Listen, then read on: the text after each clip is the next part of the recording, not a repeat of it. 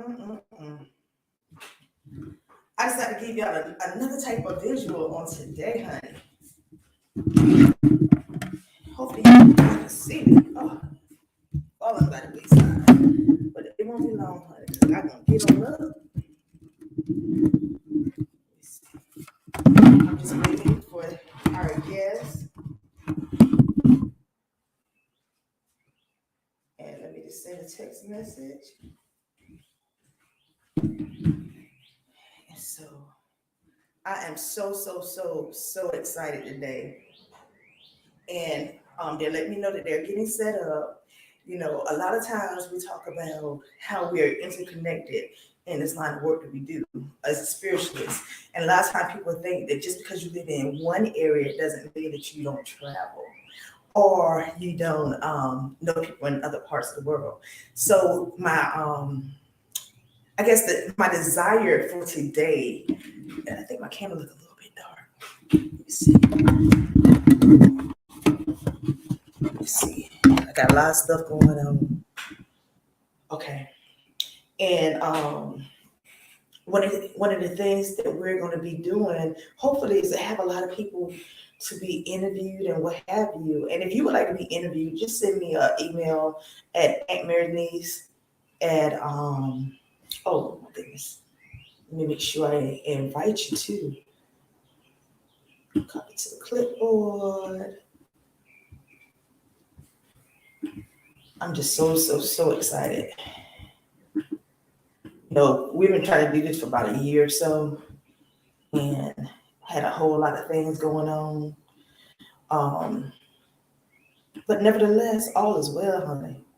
All is well. We're still getting it there. We're gonna make it do what it do, as they say, honey. We're gonna make it do what it do. So just give a little bit more time, and my guest should be in. I need to get their cash app. So if you want to give a donation to them, you can. Now, you know, this is the day that the Lord has made, and we're going to rejoice and be glad therein. Yesterday is Easter Sunday, which is a great time to be able to do this. And so we're 3 minutes in, and I'm just waiting, you know,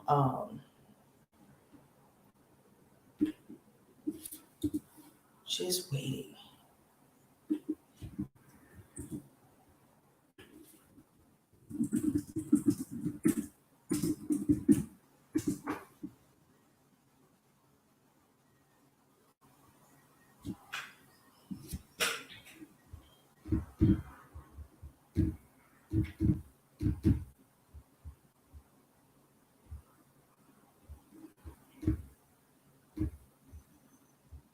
So without further ado, you know, also too, you see things are changing up. I'm getting a little bit more consistent, praise the Lord. Because I know I have been, you know, I say I want to do it and then I don't. And so what my goal this year, and my schedule allows, is to be a whole lot consistent than normal. So we're gonna see what happens. But don't be late, because you know you can still get it at YouTube. You can also go to TikTok, Instagram. Just look for Aunt Mary Niche. You know, I'm like, cute, honey. Yes, goodness gracious. And I'm still just waiting. So once I get his cash app, then I'm gonna go ahead and put it within this link right here. So I'm just still waiting. Oh my goodness, I just can't wait until you hear his story. Man, oh man, oh man. Can't wait. Can't wait.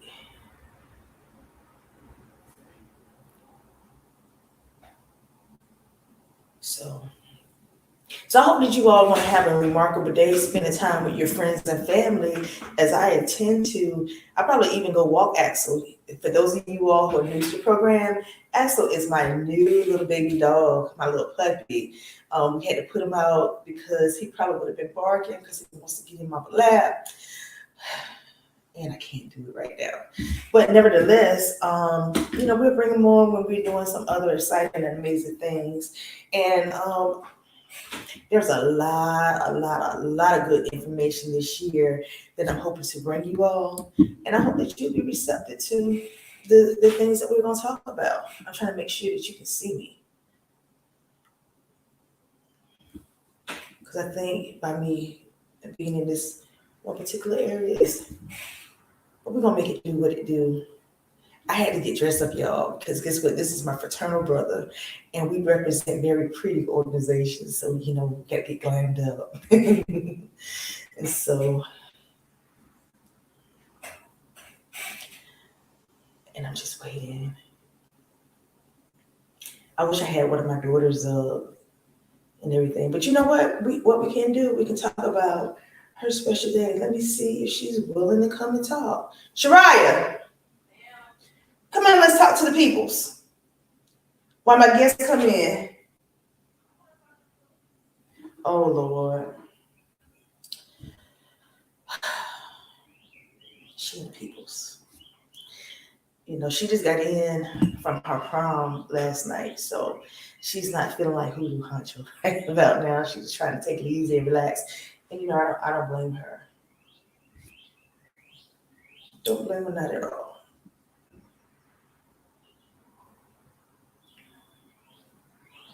Not at all.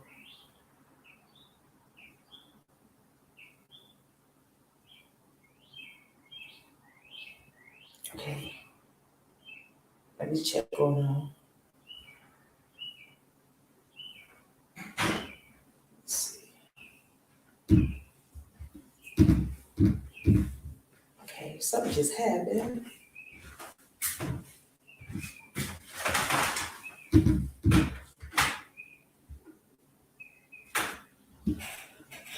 So you want to tell the people about your prom? She can't come on camera right now because you know how we look at as black women with our behind in the hands. I got a little thing about that. She can't be seen like that because we represent prettiness. Now we do wear headgear whenever we're in certain ceremonies and honoring our ancestors, but this is something totally different. Totally different. Prom was amazing. Okay. Tell them about your prom. I was pretty, Right, come over. I'm trying to get just come closer so you be near the mic. Prom was great. We were so in sync with each other. I really enjoyed, I didn't send him any picture of the dress. All we said was that we're going to get a gold, right? So when he finally came to my house, I still had to get into my dress because it cinches you in like the little stomach, in the stomach area. So it's just, and y'all know I'm fat. So I had to really suck it in. Yeah, and I snatched her up to make sure she couldn't come unsnatched, if you read what I say. So then made it hard to get to the goodness. On purpose. Yeah, I said it. I did. She was looking at me. I can't believe my mama. But yes, you can. It was amazing. And then so when he finally came over to the house, he stayed in the living room. I was still getting my dress put on. My baby sister, she helped put on my shoes. Mm-hmm. She helped me with my hair, helped me with my nails. I mean, she pretty much did a lot of the hard work because by the time it was cutting down to the wire, right? And by the time he came, I still had a lot of things to do. Like I had just finished my makeup. I was like, okay, I don't like this. I had to put a little bit more because I wanted it to look kind of more natural. So I put some of the blush underneath my eyes instead, because that's where a lot of redness is for me, on my cheeks and underneath my eyes and stuff. Mm-hmm. So I put that there to make it look like it was my skin, but make it a little bit more flawless with the foundation. So when we first saw each other, it was complete silence. I mean, and he did like this. It just took his breath away. It made me feel so good as a mom. You know that right there looked like me, and oh gosh, some of the pictures I was like, is that me? And my own brother was like, is that? Oh my God, is that her? Oh, yes. He said that? Yes, but he said you look so beautiful. I did. And he loves you, and he hoped that you had a good time. I had an amazing, but what we saw, it was silence. It was like we stared at each other for like 13 seconds. Not that I counted, but we stared at each other. And I was just in like, wow, we look great. And he had his hand over his chest. It kind of took him a little minute. I could tell his breath kind of hitched a bit. You know, it's like he kind of lost his breath a little bit. I was just like, yeah, I know, right? You see it. You see it. Yes, honey. Both of them was wearing Versace perfume and cologne, and they said they went together really good. It did. And our guest is letting me know what's going on. So we're going to still continue with our conversation on talking about the prom before we get to our Rootwork Journey. And that's going to be our theme on the day, you all. Like I said, right? Keep on going. And it was, it was like a scene out of a movie. We looked so good the way, the corsages, the colors, I mean, down to the details. We looked absolutely amazing. Yeah, they coordinated very, very And we didn't even send each other any pictures of each other or nothing. The only thing that I saw of him was that he had, I saw his haircut. That was it. He was like, Larissa, you getting ready for prom? I said, yeah, I'm getting ready, trying to do everything I got to do and stuff. And I think you did an amazing job getting yourself together. You looked absolutely impeccable. Y'all, when I'm going to post I think I'm going to post a couple pictures on Instagram, but we looked good. And I was the only person there who had her natural hair because I went to prom with my natural hair. And oh my gosh, y'all, it was amazing. All I had to do was sit there and look pretty, which is what I do best, honestly. So I was like, listen, I'm not going to do anything.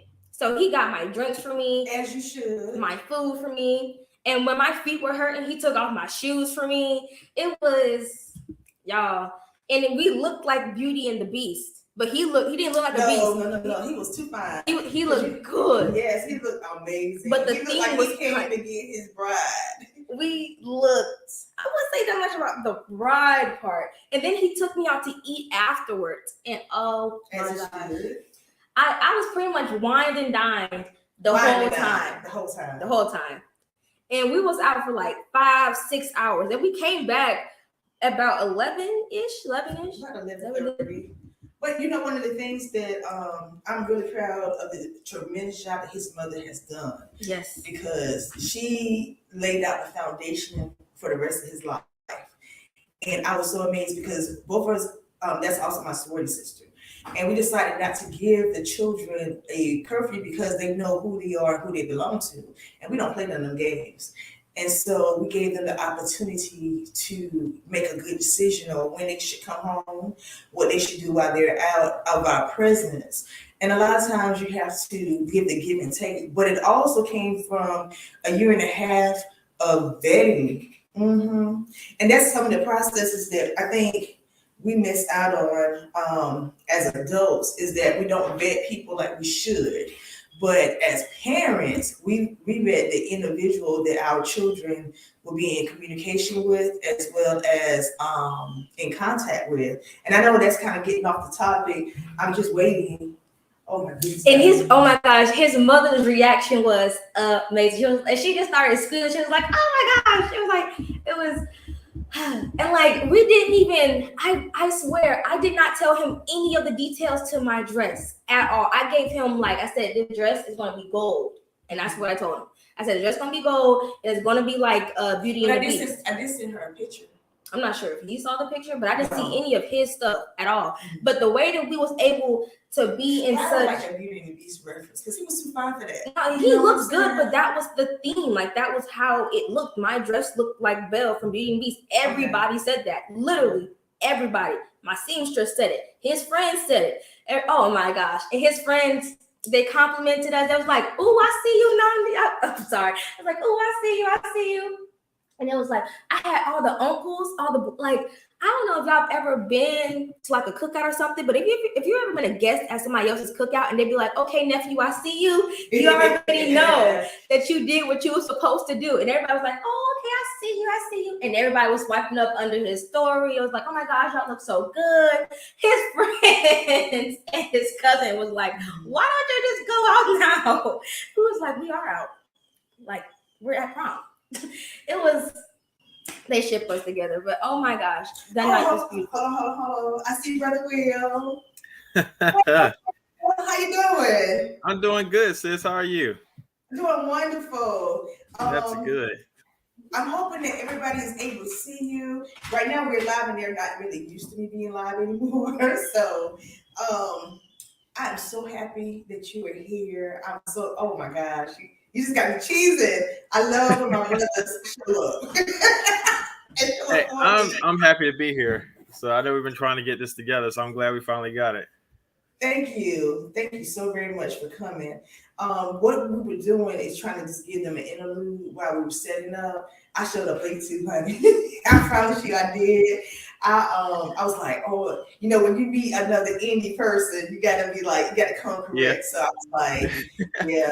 And I was thinking the same thing. So I was like, well, I'm too late to make the indie work. So I guess I have to rely on the southern time. So oh no, you're doing great. We do what we do. Oh yeah. And so, everybody, this is Brother Will. He's one of my fraternal brothers in, I think, maybe 2 organizations. Pretty much. Sure. That I know of, yeah. Oh, okay. And it might be a little bit more, it might be 3, because there's something I don't think you know yet. And we're talking about it off camera. Yeah. Okay, all right. And I'm so happy to have him because I guess like we're on camera. I think one day you were looking at my story on Facebook and you showed me love to what I was trying to say. And I was shocked, amazing, bewildered.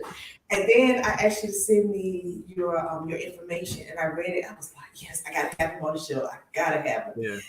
So without further ado, could you please tell the people about your Rootwork journey, and then I'll tell them a little bit about mine. Okay.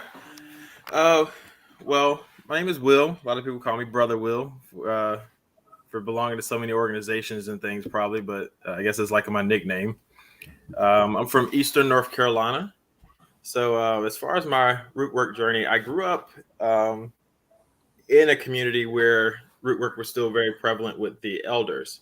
So whether I knew it or not and understood it, which I didn't at a young age, it was something there. But if you're used to seeing it, you don't really question it. But to be honest, it wasn't as out in the open as maybe it was in the past. But within the homes of family members or in conversations between people, they talk about things and the voice may get a little lower. And as a nosy kid, I was always in grown folks' business. So I'd listen and try to figure out what they're talking about. I'm like, what is this roots? What is that? So to try to keep it short, I had an aunt who's actually a cousin of a grandparent. But down south, we have, I guess, where I'm from, we have people who are cousins of our parents or grandparents. They become our aunts rather than our 4th, 3rd, or whatever cousins. So I had an aunt who got really sick. I was like, doctors couldn't figure out what was wrong with her. And so, I heard the family talking. I was like, well, how she just get sick all of a sudden? So, me being that nosy kid, I'm listening. I'm like, what happened to her? Like, we're going to go see her because if she doesn't get better, she'll have to go to the hospital, even though she's refusing hospitals. So we went to go see her and check on her. It's like, hey, what's wrong, Auntie? My mom's asking her. She's like, oh, I'm not doing too good. Doctors don't know what's wrong with me. I know what it is. And it's like, what is it? It's them damn roots. I'm like, roots? I'm like, from a tree? Like, what, did she eat a root from a tree? Why she get sick from roots? What does that mean? And so I asked my mom, and she's like, don't worry about it. Kids don't need to worry about that kind of stuff. So what I found out in listening to another conversation with other adults in the family is that what happened was there was a situation between her and her sister, actually, where she did something that caused something to her sister, so they say, and her sister did something that caused harm to her, and she got sick. And they said it was roots. So me trying to process it as a young kid, I'm thinking like, what does that mean? It's like it's something in her stomach, which I didn't completely understand. So at that point, I'm like, I need to stay far away from roots. If I see a tree that has roots that's showing, I'm staying away from it. My grandfather always kept ginger root in the fridge in the bottom drawer. And what they were saying is that it felt like snakes were in her stomach because of roots, is what they said. So I'd look in the fridge at the ginger root to see if I could see a snake crawling out, and I'd run real fast before I saw anything, and like little kid stuff because you don't quite understand it. But for some reason, I stayed curious about it. I just could not let it go. So I would ask all the older people about it.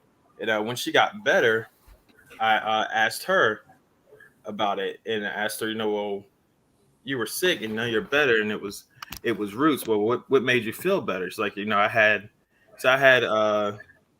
your cousin, her daughter, make a special candle for me, bring the Bible, and we did certain prayers, and then she got better. I was like, okay, well, I still don't understand, like, how'd you get sick from roots? So fast forward, and I get older, I keep bugging her about it. So eventually I find out what it is just from connecting dots. As I got more into studying Black culture, Black history, I started to learn more about, Black spiritualism and what some people call the plantation religion in certain books.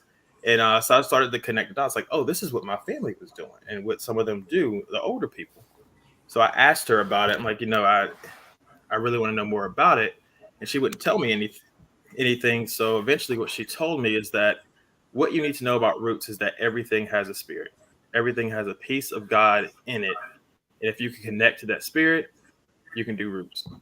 And it went way over my head because, I'm reading things online expecting like, oh, you throw this inside of a cauldron and then you'll see this kind of smoke rays from it, and all the stuff that's romanticized on TV. So I'm like, everything has a spirit.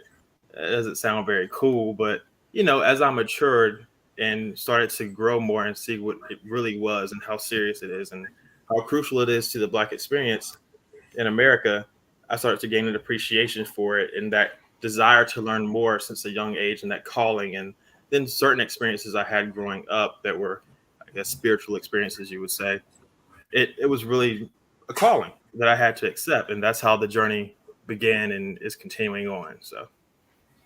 Now, when you were trying to accept your calling, did you go through a phase where you wanted to deny it, or Yes. and what happened as you were denying the calling? It's easy to deny because something occurred in my family that happens in a lot of Black families, especially where there were root workers or are root workers, and just in the Black community, Christianity being a vital part of the Black experience. At some point in the culture, I can go back 100 or more years or so, it became a thing where you were ostracized for these practices. And so in an effort for acceptance in some cases, and then in some cases where I guess it'd be almost like a assimilation. If you feel like you've reached a certain point, that's considered country, that's backwoods, and we're above that, or that's not of God because the Bible doesn't mention this, or the preacher said this or that. So there was some of that happening. I feel like in my grandmother's church, there were a lot of older people, and time moved a little slower there. It was still a place where most people didn't have cable TV, as far as in our in the Black community. So with the older people in the church we went to at the time, root work, believe it or not, was still accepted. It wasn't talked about openly, but even the preacher would, when there were certain situations, would recommend people to certain mothers of the church who were root workers, and they'd go to that mother's house. And so it's like, as a kid, I'm catching on to these things, like certain things that happened where certain things had to be done or said, and I wasn't allowed to be there, so I don't know. But even in one instance, there was a woman who just couldn't hold it together. There was something just as they say, got a hold of her, that she just could not break from it. So she's in church and we were praying for her, and it just seemed like she couldn't shake it. So he says, go across the street and get Miss So-and-so. Kids, y'all leave the church and go wait downstairs. So we're like, what? So we're like, okay, because he called the meeting at night for this to happen, specifically for this. And when he realized, I guess, that they needed more, they called this older woman from across the street to come. And you know, from when I was told there was a laying of hands was a part of it, but certain prayers that they specifically needed her to do, as opposed to the preacher and the other people who were there in the church. She had And more power. yeah, the woman continued. She continued to days past. She got better and better. She continued to sit and pray with this woman, and she started to come back to church. Slowly during the day. She was a regular member, but whatever the instructions were, she was not at Sunday services. So she started to slowly come back. She went to the night prayer meetings, but she wouldn't come out that day. So I still don't know exactly what happened there, but little things like that. So what I moving away from my grandma's church in that hometown, and as I got older, the vast majority of the community I was around, Christianity was just the major thing. And a part of that, even though there's signs of culture and history of our past in the Black Christian churches, it's not explained exactly where it comes from or why we do certain things. It's a thing of like, not only is it an offensive way, but kind of like a blind faith. You just do it and don't ask any questions. So what it created for me as far as root work was a type of guilt or shame that this felt so right, but there's a certain part of the community telling me this is completely wrong. And so there was that battle internally, because you're raised a certain way. Even the people who were root workers would teach you these certain things, whisper about other things, but you as a child, you're not groomed into saying, okay, this is something that we do.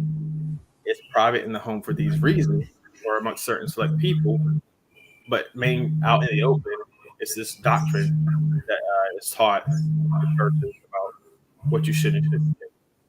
So that wasn't explained to me. So I'm just accepting it was, out in the open and taught. It just then I have this other piece. So I'm like, it was a constant battle, and it was hard for me to really accept, would I be outcast like some of these older people were, Then you're seeing things on TV and the media, which hasn't helped. The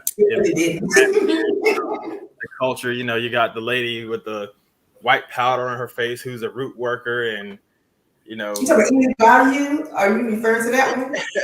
I'm referring to that a little bit, but it's like there's a lot of misconstrued things about that. And then of course people's like, they're doing that voodoo, and it's like that's something very distinctly different. And not saying it's bad. And there's a huge misunderstanding about voodoo and like what it is and what it isn't.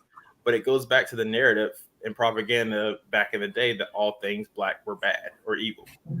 So it was a battle seeing that stuff, and growing up having seen that things. It's something subconscious that I had to break through and like kind of reprogram myself to say, this is a piece of who I am. So I could either deny and be ashamed of it, the way, a person could be ashamed of their skin complexion, their hair texture. These are things that I cannot change. It's in my DNA. This root work is a calling. It's a part of what I'm supposed to accept in my life.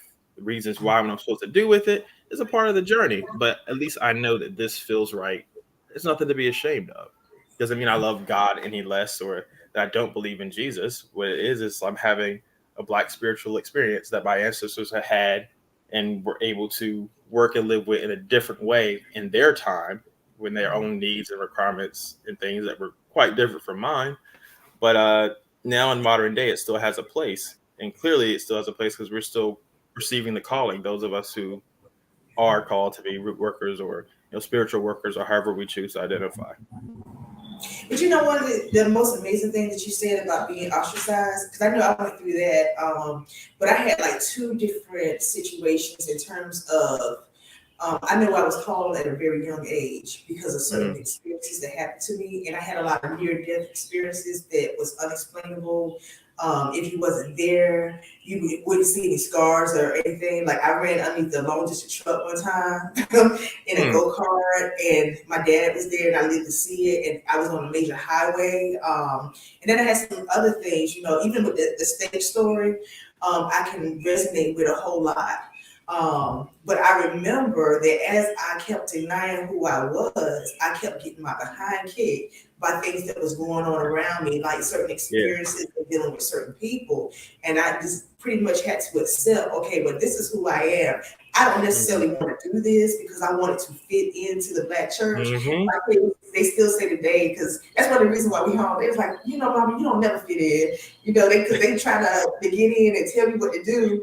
And I'm just one of these people. I think for myself, if it don't sound right, I'm not getting ready to do it. But another thing that you said was that people think that you don't believe in Jesus or it's not in the Bible. But the best root work I ever known was Jesus. Because think about this, he turned water to wine.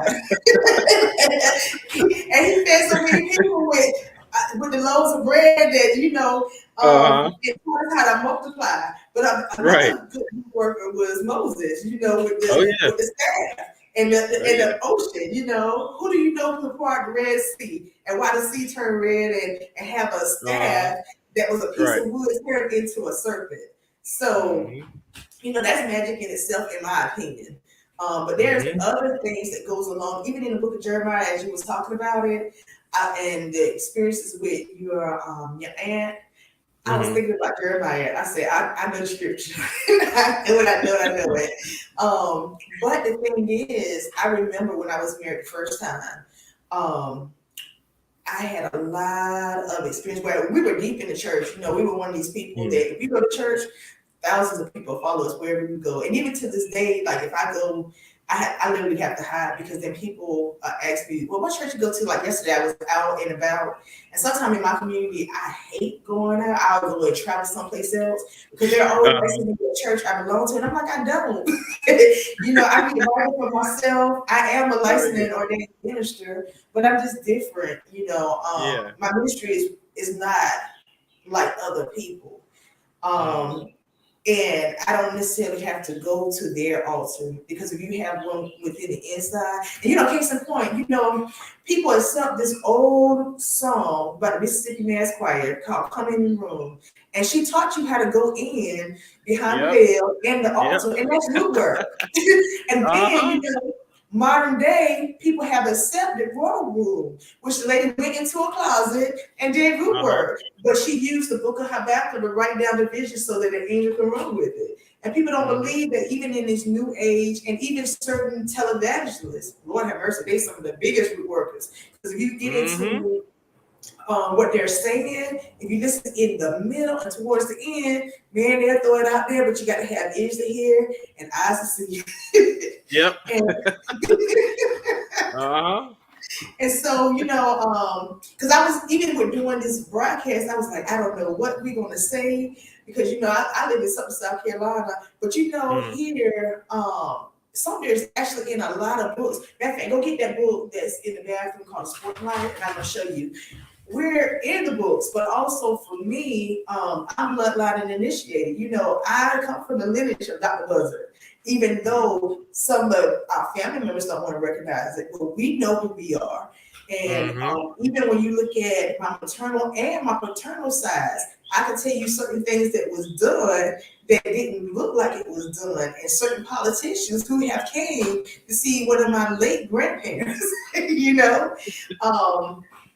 And a lot of times, people think that you have to be poor or what have you, but it has been my experience that a lot of pastors, they have came to me, a lot of reverends, and a lot of wealthy people, especially like when I travel, especially when I'm going to like North Carolina, when you're looking at these estates, they love when I come in because I have the ability to bless their home and their businesses. And so, I usually be the first person that's in there when they're getting ready to get started, as quiet as it told. But a lot of times people think that root work is evil and it's deceptive and what have you. But a lot of things we do goes beyond what a normal person would do. Like case in point, I had an uncle. He was a great one too. And I got permission from his sons to talk about him, which I probably will do a little bit more extensively at a later date. But he was an animal vet. He gave shots in the community to all of the animals. My grandfather, he would suffer and different stuff. That was my first, introduction to hot footing. Excuse me, hot footing, if you will, because of that. and just different things in the community and how well he got along with different people. And a lot of us who works in this genre, we're kind of entrepreneurs, and we're working in fields where we're caring for people, where we're making people's lives much better than what they can actually do for themselves. Because a lot of things can't be done by book knowledge. A lot of spiritual things have to come into that. And even one of my greatest persons who I love is Bob Proctor. When he talks about the universal laws, that's root work in itself too. Yep. Yeah. He understands the laws. He's now deceased, but I know that I've used many of his teachings to get me what I needed to get economically. That's root work. Mm-hmm. And so, go ahead. No, you guys. But I named the business Aunt Mary Needs because I remember as a child, I think maybe 5th grade or so, I had an experience where I was very sick. And at the time I had an Aunt Mary. She was my great-grand Aunt Mary, lived on Lafayette across from Joe Melly, and that greenhouse is still standing today. And when people couldn't afford to go to the doctors, they would go see her because she had all the herbs and everything that was growing in her yard. And so she was the doctor, and she would have that red rag, and it was a certain smell that you would see, and you would smell. It was just a nasty smell. But there's a tea that is a Japanese tea that you can buy into Kroger's and Walmart, and it reminds me of the smell of her home. And I mean, it's a distinctive one where something else going on here, and it's woken. But I remember my mom taking me to the doctor, and they could never find anything wrong with me. And so she said, you know what? This is what I'm getting ready to do. And I remember going into the kitchen, and she went outside and got some herbs and some aloe and different things of that nature. And I apologize, my voice going out. Shariah, make me some tea, please. And I haven't had anything to drink yet. I apologize. Yeah, you see, I'm sitting on. So. And I'm hoping she'll bring my cup. Bring my cup when they say Aunt Mary Needs for random purposes. But I remember doing that, and then I got better. But I also remember I had an episode where I got married to this guy, and his mom did not like it. Oh, his sister didn't like it. But we eloped. That was my second marriage. And I remember the very first time I met her, I was like, you know what? She's talking to spirits. And it brought back everything that I remembered or what I saw as a child growing up and going to like my babysitter, because like my babysitter, she would always burn candles, those 5-7 day candles and what have you. Yeah. And to this day, her son is a pastor in the local community. So, but I remember all of that, Yeah. And I also remembered when I was married first time, especially when I was pregnant and I kept getting sick.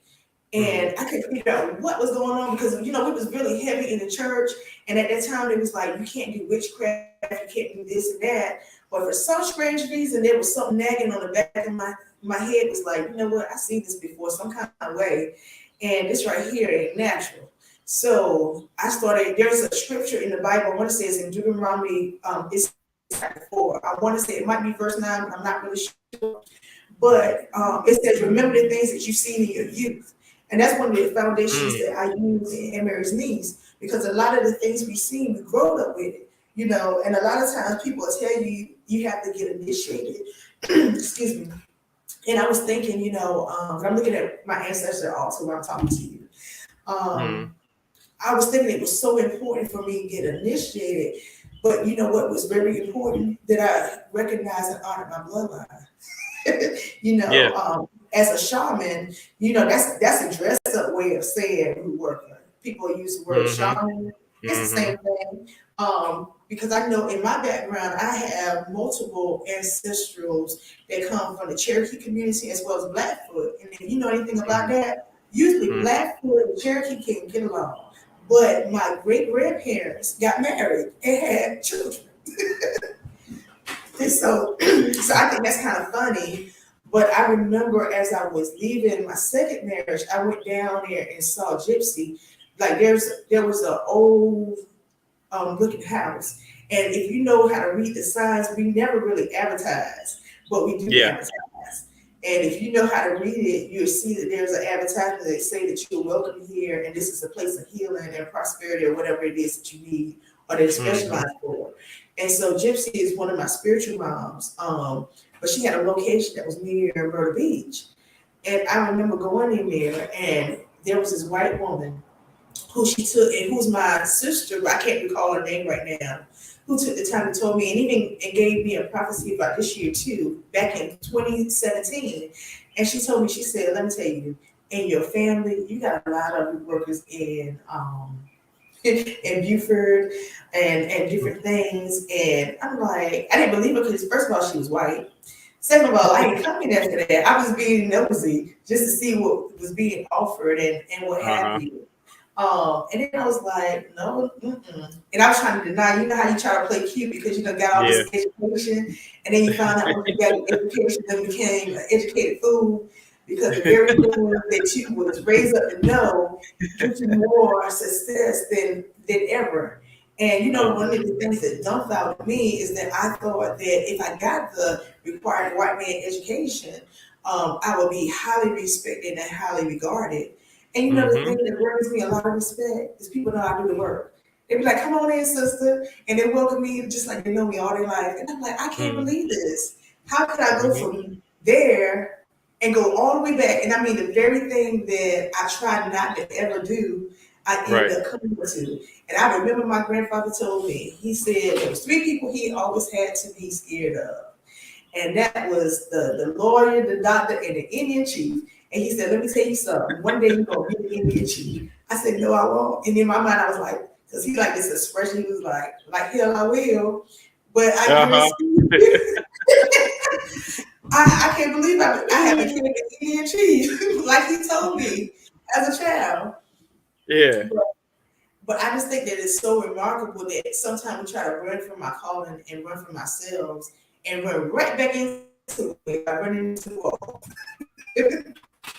Yeah, I think that's I think it's just a part of the Black experience in America. Like for so long throughout our history, we're taught to be ashamed of the essence of who we are, the things about us that we can't change, or the things about us that gave us our strength. Because if you look at it, like you're saying, root workers were the doctors and the counselors, and you know, this is where we went for our healing, our spiritual and physical healing. And so, you know, it's coming out of a need for survival. And during slavery, that the traditions that were brought over from Africa, and then the creation of what I say is a new ethnic group. Like in Africa, there's so many different ethnic groups were brought here, blended together, and created this new culture. That's the way different. If you look at the history of certain ethnic groups or tribes in Africa, that's how a lot of them were formed. Someone migrated from Sudan to Central Africa. Someone migrated a little further north, a little further south, and then these 2 tribes came together. And now, hundreds or however many years, 1,000 years later, they're known as this tribe, and that's what we know them as. So it's like, you know, these. It's not just in Africa; it happens in different places, like with the Anglos and the Saxons, and now they're English or British, or you know, it happens. Like new cultures do form, and I feel like a lot of us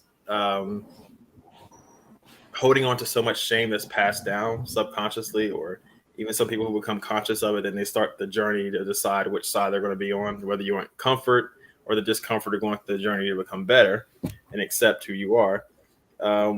It's just because of our experience here, we fail to realize that we do have a culture here. We had ancestors who suffered, who survived, who sacrificed, and created and gave us so many different gifts that, you know, we either we're ashamed of or we don't know about. And we don't realize that we don't really have to go across the water to find out who we are. Because it's You said something right there. Possible, but yeah, like, because it's not saying it's impossible, but so many different ethnic groups came here, and they made a way here. You know, they died here, became a part of the land, gave birth here, created generations, created this tradition that we call root work, hoodoo, whatever you may name it. Created their own music genres, created their own languages out of a need of survival. They weren't brought here and sat in English class and said, "Hey, this is your new language, and here's our grammatical structure." You had to figure it out. So, you know, they all different languages and different things that we have. People call it phonics, whatever you want to call it. But, you know, they made a way. And Are we So, Latin? huh? Remember Pig Latin? And Yeah, Gullah yeah. Mhm. Yeah, so it's like, like I said, I say it a lot. We don't have to go across the water to find out who we are, whether it be spiritual or ethnicity wise. I think you should definitely have respect and reverence for Mother Africa, and there's nothing wrong with connecting to your roots there. But to realize that we actually don't have to go in search of culture because we have it here. We have Yeah. our own identity, ethnicity, culture, history, lineage, traditions here. Like they were created for us through the generations, and we've become something great here. So, I think that it's just it's just a part of the journey, whether it be root work or whatever it is. We all have our crosses to carry. So, And it's I just like part what of you the just experience. said because that's something they used to say in the old time church. We all have our crosses to bear, Yep. And the book that I was referencing early is called The Sporting Life, Yeah, and it's by yeah, Professor Charles Porterfield. And South Mm-hmm. Carolina is all through this book, honey. And yeah, and even where I don't mean disrespectfully, so it's just something that I normally say. Um, and different little things that, like, when I read it, I was like, I know I see this right here. I know I see yeah, it. yeah. But it's amazing that people want you to be who they want you to be. And I remember I had got this fancy job, and my uncles, my granduncles, and my uncles, they were so proud of me because I gave up all my African ways. I love hanging around with a lot of Africans for some reason, or a lot of foreigners. And Yeah. they was like, I finally assimilated. And even when I had kids, they thought I was going to name my kids something that was so hard. But they didn't Mm. think that I had the understanding of knowing who I was, and Africa is me. I came Yeah. here with it. I was born with it. And one of the things that I was shown about Africa was really in the Catholic Church. And even when you talk about root work, thank you. I remember, ooh, this is so hot. Excuse me. You want me to go across the street, get you some croissants to get us a meal? Yes, please. I really don't want you to go now that I'm thinking about it. But never, I'm sorry, she got me on camera. I remember going to this Catholic church, especially doing vacation Bible school. And they taught us about the friendship bracelet. And as they was teaching us about the friendship bracelet, they told us what the colors meant, which was my first introductions to the colors of the candles and how you can use candles in order to do certain things. And then I used to go to the Catholic masses here. And then I learned about ushering in the presence of God by using incense and using candles. Mm-hmm. Because a lot of times when you go to the Catholic church, they pray. And before they pray, and they ring a bell a lot of times. Yeah. Yeah. And I didn't do that today because my mallet is over there. But this was a predominantly white community that was actually using root work to begin their ceremony. And I was like, Yeah. how come I can't do this? And then when I went and talked to the gypsies, how come they were so welcoming about it? And even yesterday, I was looking at something on YouTube where this Caucasian woman, she went and goes to meet a shaman that was in a indigenous Hispanic location. And I'm like, they're doing the same things that we was brought up to do. And one of the things too, at least in my family, that was very prominent is that we needed to know our family line, our bloodline, where we came Yeah. from. Yeah. And a lot of that information was on the front porch and was taught to us, but we had to listen just like an Aesop fable so that we would know. So now they have, I can't think of the name now, but it's where you go and get your DNA, those DNA companies. Yeah, the ancestry and all. Yeah. Yeah. And I'm like, you really don't have to do that if you listen to your elders, because I know that my great grandmother, she took the time. And I can go in any neighborhood in South Carolina and recognize a relative, even if they're distant, by looking at certain cheekbones, their heads, and different structures. And even she taught me how to look and see if a child really belongs to the daddy by looking at the structure of the hands. Yeah. And that's an old way of looking at things, but also too, the thing that I was taught by my grandfather is to tell time by looking at the earth, or excuse me, looking in the sky and tell what's about to come and that's a practice of Oya, which is one of the Orishas. But the Orishas was also used as a saint in the Catholic Church. So Absolutely. no matter how much I tried to get away from it, I just kept on being taught by different things and the events that occurred. And even I was one of those kids that could not go like other kids who do. I had to go like my aunt mother. She lived to be 100 years old, and I love her to this day. She taught me how to cook, but most importantly, when I had played hooky from school, she taught me how to pray. And they used to call it tarrying back in the day. And she had this old wooden floor that was covered in paint, and had an outhouse.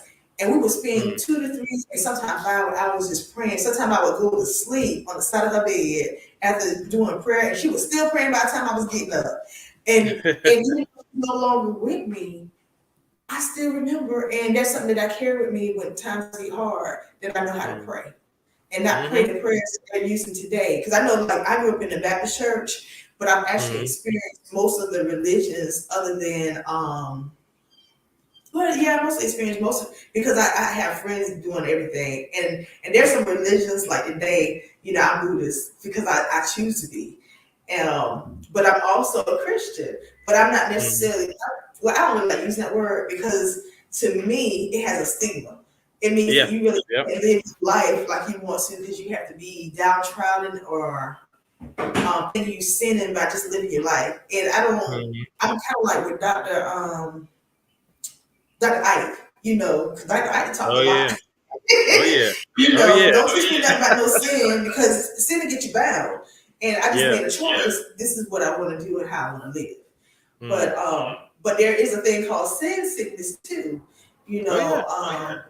That could you talk about that because you kind of referenced it with the snakes in the belly. That's part of sin sickness. Doing stuff to people. Well. I'll actually have another story I can tell. There's I guess it looks at one angle of it. There was someone I won't use names, but there was a woman down in Atlanta who had gone through a tough patch, and no one could understand why. She had a really good job. She had single woman, had a really good job. Had a beautiful house. Can't remember which part of Georgia. I think it was called Buckhead. Lived a really good life. And then she just took a complete 360. She just started having these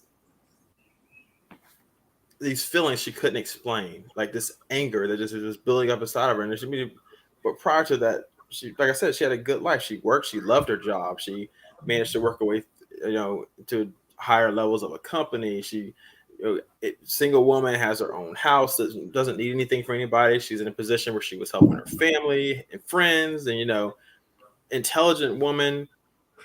But just something just all of a sudden just clicked where she just started to take this 360. So it's like this anger built up in such a way that people who meant her no harm became the victims of her anger. So she, as a result of this, ended up being fired from her job where she had worked for 10, I think, between 10 or 15 years. Just attacked an employee. Just,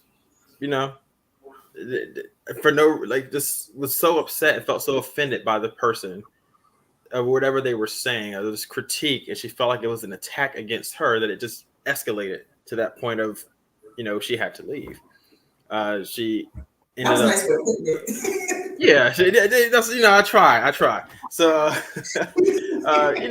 so she lost her house. She moved in with someone who she had befriended, and it didn't get any better from there. She got very paranoid about certain things, and then she believed the person she was with had, put roots on her, had done something to the food, and that's how she ended up coming to me.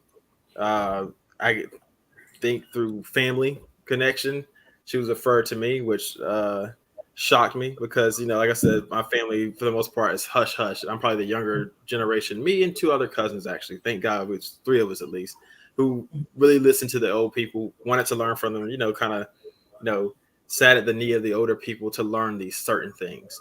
and 'cause we were just fascinated by it and called to it. So somehow through family connection, she was referred to me, and okay. I was like, I'm sorry, I'm like, who told you to call me? Like, like, oh, okay. I was like, I think I'm making a breakthrough here. But so I start talking to her. She's saying, I'm living this problem. I think she did this to my food, and I was like, okay, well, let's just calm down, because sometimes the things that happen to a person, and they think that someone has sent something their way, when really is more so they've invited something in themselves, whether it be. Now you can say that again. Say that again. Yeah, sometimes people think things have done. Someone's been working roots. Some of them have done something to them, and that someone has sent some negative energy or spirit their way, when really the truth is they've invited it in themselves and had nothing to do with anyone outside of them. And it turned out to be a case of that. But in doing that, the things that happen, and we've all been under so much emotional distress or spiritual distress that it causes physical sickness. That's just the way it is sometimes. And so, she's dealing with all this stuff. And so we're talking, talking about certain prayers that she can do in the Bible, certain things she can do to cleanse her space. Cause she's way down in Atlanta at the time. I was in New Jersey, where I am now. So, she's doing certain things, and she's, talking to me. She's like, I need something, more powerful that's going to fix it like that. I'm like, that's not really how this works. I was like, first we need to get down. I was like, in doing this root work, we need to get to the root of the issue here. So I was like, in our conversations, I don't want to just force things out. So it's like, we're gradually trying to see what's happening here. So long story short, what it was something that she herself had invited in, but it wasn't because she just was a bad person. There was this trauma from her childhood that was never dealt with. That was the cause of a family member, who was her immediate family. And with that trauma, she managed to do what a lot of us do: internalize it, hide it in a closet, not deal with it, and put our energy towards something else. But it's still there. It's still, as we grow, it's there growing too, in the darkness, in the shadows. When this person in her family who caused this trauma died, it all came back like a train, just boom, just hit all at once. Everything just came rushing back. And so, she went to the funeral and things, and she wasn't able to cope. It's like all these years of being from this little girl, the things that had happened, and now you're this, educated professional woman in your 40s, hid it, never talked about it, swept under the rug, sadly, by family, which happens a lot. We don't talk about it. Just don't talk about it. So, it came back hitting her, but sadly, the way she dealt with it, because it was too much to handle, and without that proper guidance, is that she allowed that hate and anger to come full circle and take full control of her life and take the will of everything. And it made her physically sick, cost her job, friends, family. So it's like, some of the things that she was doing that she blamed other people for, even given that this had happened, at somewhere she made the choice not to face it. And it's not her fault. And I would never say that, yeah, you made this choice, so it's your fault. And that's not true. It's that she didn't have that community and the support she needed to really know how to face something like that. And honestly, it was so deeply buried, she never thought about it. It was still there, but she got used to making herself so busy and doing other things that she never had to face it. So that's one example of that I recently dealt with, of how I guess this the sin can sit in, and like that comes from self. But there's other things like the people we invite into our lives, and whether it be through relationship. And I know I've been there. I just say we're indie, and sadly, one of the stereotypes of being a young Kappa. I know I could be promiscuous in my youth, but in doing that and being a spiritual person, what you don't realize is that when you're sharing yourself with someone who's broken and you're broken, you're just taking in more of someone else's problems, energy, and brokenness, and you're adding fuel to the fire that's eating you up. And and in return, you're giving them something that they don't really need, because there is that connection when you're connecting with the person, where you're an exchanging of energy, whether it's good or bad. That's up to you to determine who you're going to share that space with. So you know what? I was listening to Paula Herdock, and she said the same thing, and I totally agree with you. But go ahead. I apologize for interrupting. No. So I think that sometimes if I get on tangents and I forget what the original question is, but I think I got it somewhere right here. I think that sometimes the point I was trying to make is that a lot of things that we like to credit to outside experiences or phenomena are really just internal things and things that we've invited there. They were not sent to us. We've invited them there, or we've caused them ourselves through actions or lack thereof, and we've allowed it to sit there. Sometimes subconsciously or not really, we don't understand or see that we've done it, and until it gets to a certain point, we're like, you know what? I caused this. Like, I've invited this person here, or I think about things in such a way that I've allowed it to grow into this negative force in my life. And or I've condemned myself for something that you're not even wrong for, like something you could be completely right for. And I think that was one of the points I was trying to make, where it's like that, what I called, for me personally, leftover Christian guilt. I've ostracized myself in the past and said, like, I'm living in sin because of this root work. And the Bible says this and that and this and that. The Bible says a lot of things. I shouldn't be wearing certain clothes. Yeah, I shouldn't be wearing certain clothes. I shouldn't be sharing the same space with cutting your hair. I shouldn't eat this, and but it's like in our community, like so many other communities, we try to stick to such a doctrine or an ideology, which isn't wrong for those who choose to do it, that we either don't question things, or we've accepted the a la carte religion, where it's like we would take this, ignore this. Or we're like, well, we accept this, but this means this. We don't follow that part because of this. It's like, well, either you follow or you don't follow. So it's, and that's not a judgment towards anyone, but it's just, I had to get comfortable enough in my journey where I'm not condemning myself for being myself. I had to form that individual connection with God, and not through a doctrine or through a preacher. And because that's a part of the journey, though. I'm not denying community. Community is a big part of your life, and I we need community, but we also need to have a sense of self, because God gave us life, so we have to have that personal connection with our parents.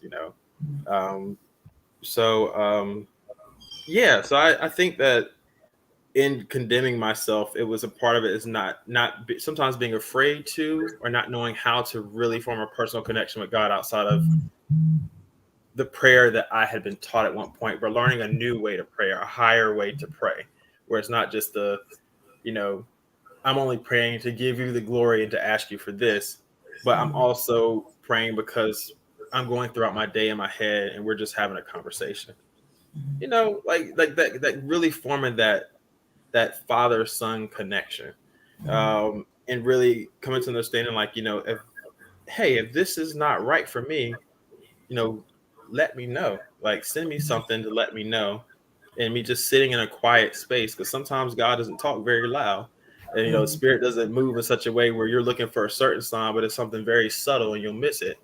But just that self journey, I think, is what helped me get past that. There's a lot of people who don't get to that point where they condemn themselves for being who they are, and whatever God's calling for them does not fit the narrative that man has given them.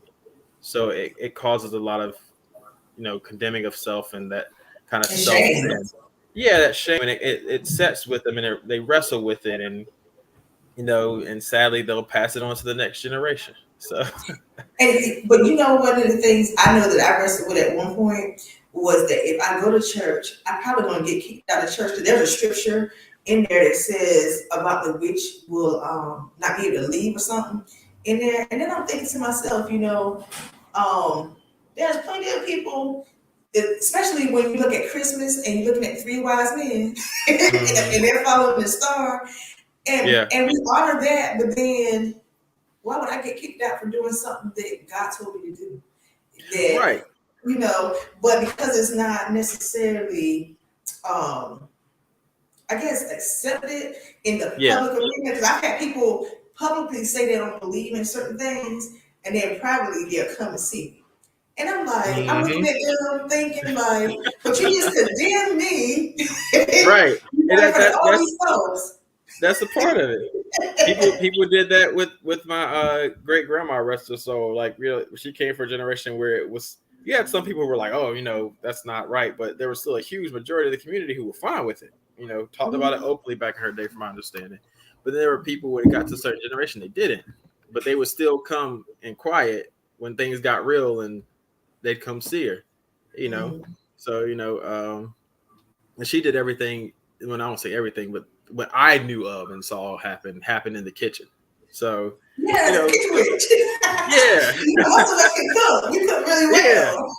Yeah. So I mean, it is what it is. But I think that for the most part, it's like I said, it's part of the Black experience. This fruit work and the struggles that we have, whether people are root workers or not, our community, they have those same struggles, those crosses to bear. And sometimes we have very similar crosses on different paths, but similar crosses just because of that shared experience. And sadly, a lot of that is rooted in shame. A lot of it is lack of knowledge. And, sometimes just for people who are called, not knowing how to start. And there's a lot of stuff out on the internet, and I'm sure you've seen it, sis, that is like, some stuff is like, ooh, and some stuff is like, where the hell did they get that from? Like, who's teaching these people? Like, who child is this? But it's you got to be careful. There's a lot of, I mean, it's become a thing. What I've noticed, which is good and bad, root work. Well, let me start here. Root work, when it comes to African Americans and the negative propaganda from back in the day, and the story about us and everything Black is evil, and the worst of that could be, oh, it's African, oh God, oh no. So it's like we never reached that point of where our Native American brothers and sisters were condemned the same way for their faiths, and they were savages and this and that and all those negative things. But then there came a time where the propaganda or the narrative has switched. And I'm sure you've noticed this, where the Native American spiritualism in ways have been romanticized, where they were once condemned. We never got that. So it's like now slowly I'm seeing pieces of it where it's like, this is romanticized. This is evil, dark magic, African. It's like, you do realize that Native American spiritualism and African spiritualism, especially West African, are very much the same. Very much the same. It's just it just looks a little different, some different ingredients in other places, but it's very much, the base of it is the same. The idea and concept of spirit, and this great spirit that gives life to everything, and how things are connected, and how as a shaman or a root worker, you can speak to these spirits. You know how to work with these energies, where it's like one's romanticized and one's not. But I'm starting to see a change in narrative in certain things I've seen in certain shows, where it's like, we're not, the root worker isn't the evil person, but the person who's like, this beacon of light. I'm like, oh, okay, about time. But I've also seen, the old propaganda narrative happening, where it's like, they're calling things by the wrong labels and names and mixing stuff together in the media. People see it and then they start doing it. And it's like, what you're doing is not, I hate saying wrong, because do you? But it's not called what you're calling it. It's not called what you're calling it. Like, we're not about to call mustard greens collard greens. It's just not. It's greens, but it ain't collard. So, I use food a lot in references because I like to eat. But a lot of the root work is done in the kitchen. And when you were talking, a lot of cafeteria workers that are in the school system, they do it too, because they're the mothers also in the church. They are the people. There are the people who actually cook in the kitchen for the church. Right. And so it's kind of funny, and they'll tell you, don't do this, don't use that. But in the Bible, it talks about different foods and different things, and then they have some hidden books, because it's not just 66 books, that gives you more of a frame of reference in order to do the great work. Right. Right. No, you absolutely right. And like a lot of things when it comes to being Christian and being a root worker, if you choose to identify as Christian or even believing in Christ, some of the most powerful workings and prayers come from the Bible. Like, point blank period. It's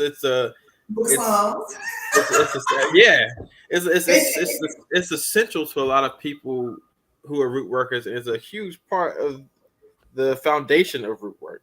Like, our ancestors found these similarities in stories to stories back home, or certain things back home. They were able to connect with these things. So some things are, became, I won't say of more importance, but they were more stressed than other stories that maybe in other places weren't as stressed, because to us, they held a deeper meaning. And, the inside of those stories were hidden in plain sight, certain things that would let you know we're working with something a little different here.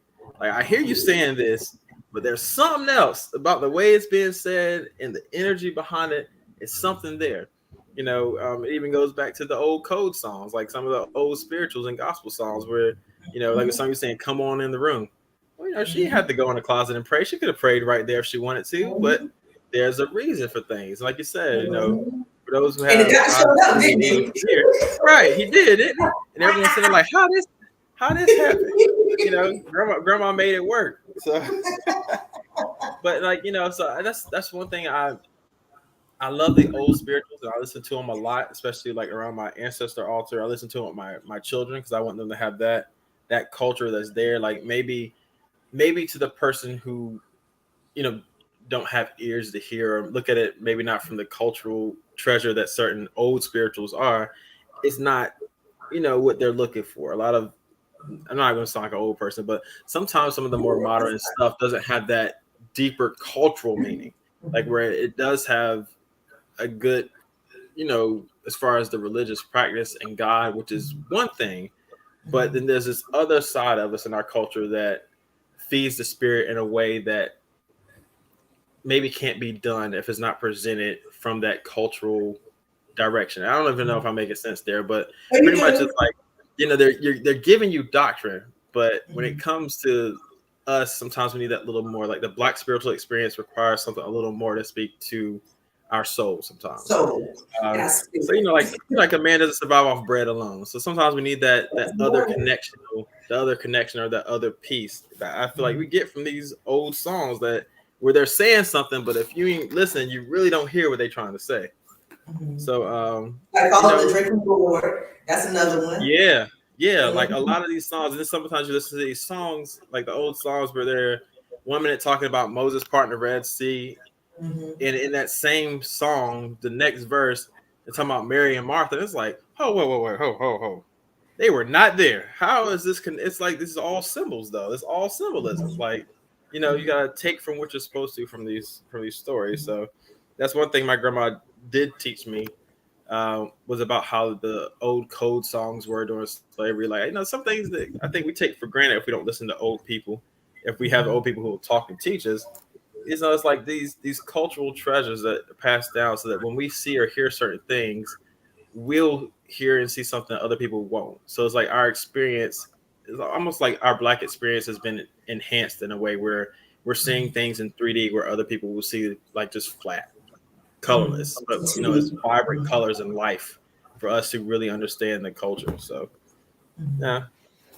And another thing that you mentioned earlier that I really didn't say, and piggyback on about the indie reference, because I remember thinking to myself, how would my sorority love me or accept me being who I am, and that was a challenge for me, because like sometimes I reference it quietly, if you will, but at the end of the day, when I think about who I am as a person, you either got to accept me or you don't. But one of the great things I love about it is that I'm not really sure that everybody know, but majority of the people know, especially if they follow on Instagram for Aunt Mary Niece. Yeah. And I think they've been very welcoming. Like I said, I really thought that if I would have assimilated and achieved this greatness of education, that I would have been more respected, Not saying I didn't have the respect, but it actually ended up being the other way around, which has been like, are you kidding me? Right. And another thing that you said that I also want to piggyback on, a lot of times the work that we do is through word of mouth. I just recently started documenting, because I met by way of YouTube the Divine Prince, and he always talked about documenting, and he's the voodoo chief as well as hoodoo in New Orleans. And so, and he's also a follower on Instagram of mine, and a great reference point.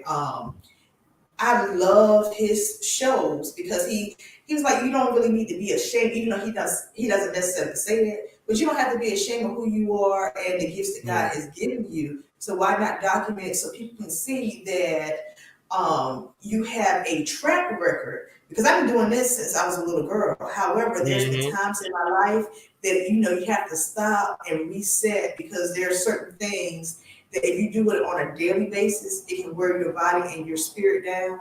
Oh yeah. Oh And yeah. a lot of people don't realize that. That's why they're looking old, or they're having a lot of aches within the body because they're not taking the time to reset. And so, I appreciate the word of mouth, but I really, and I probably shouldn't say this out loud, but I am. One of the greatest liberational facts for me was when my mother was on her deathbed, and I showed her my older logo, which was the side of her face. But it gave me the freedom to finally be who she was as she transitioned, because I never wanted to bring harm or shame to my family, Right. because again, it wasn't necessarily, people were doing it, and people who knew they were doing it.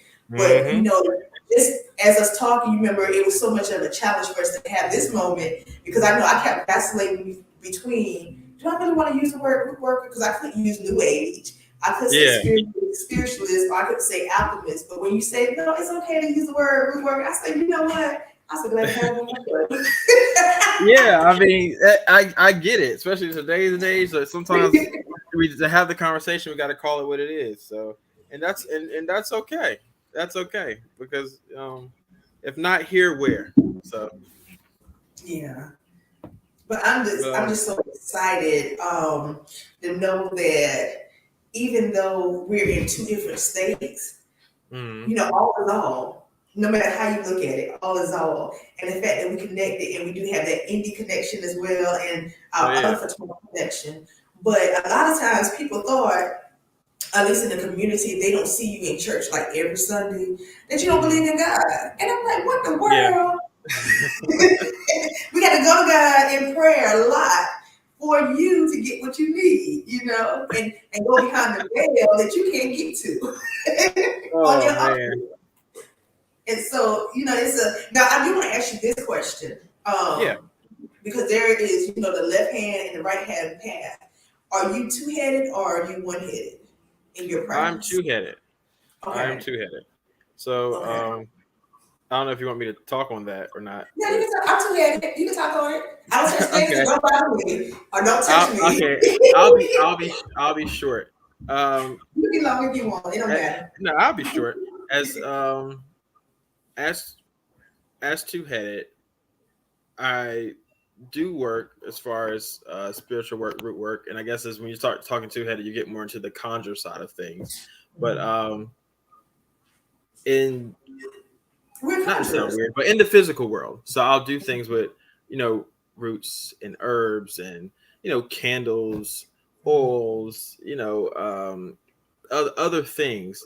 But then in certain workings, whether it be needing to communicate to receive certain messages of knowledge or even vision through dream and things like that, it's more on the spiritual side. So it's like the way it was taught to me by an elder, be a two-headed doctor is you have two heads, a head in this world and a head in the spiritual world, and you're able to think and walk in both.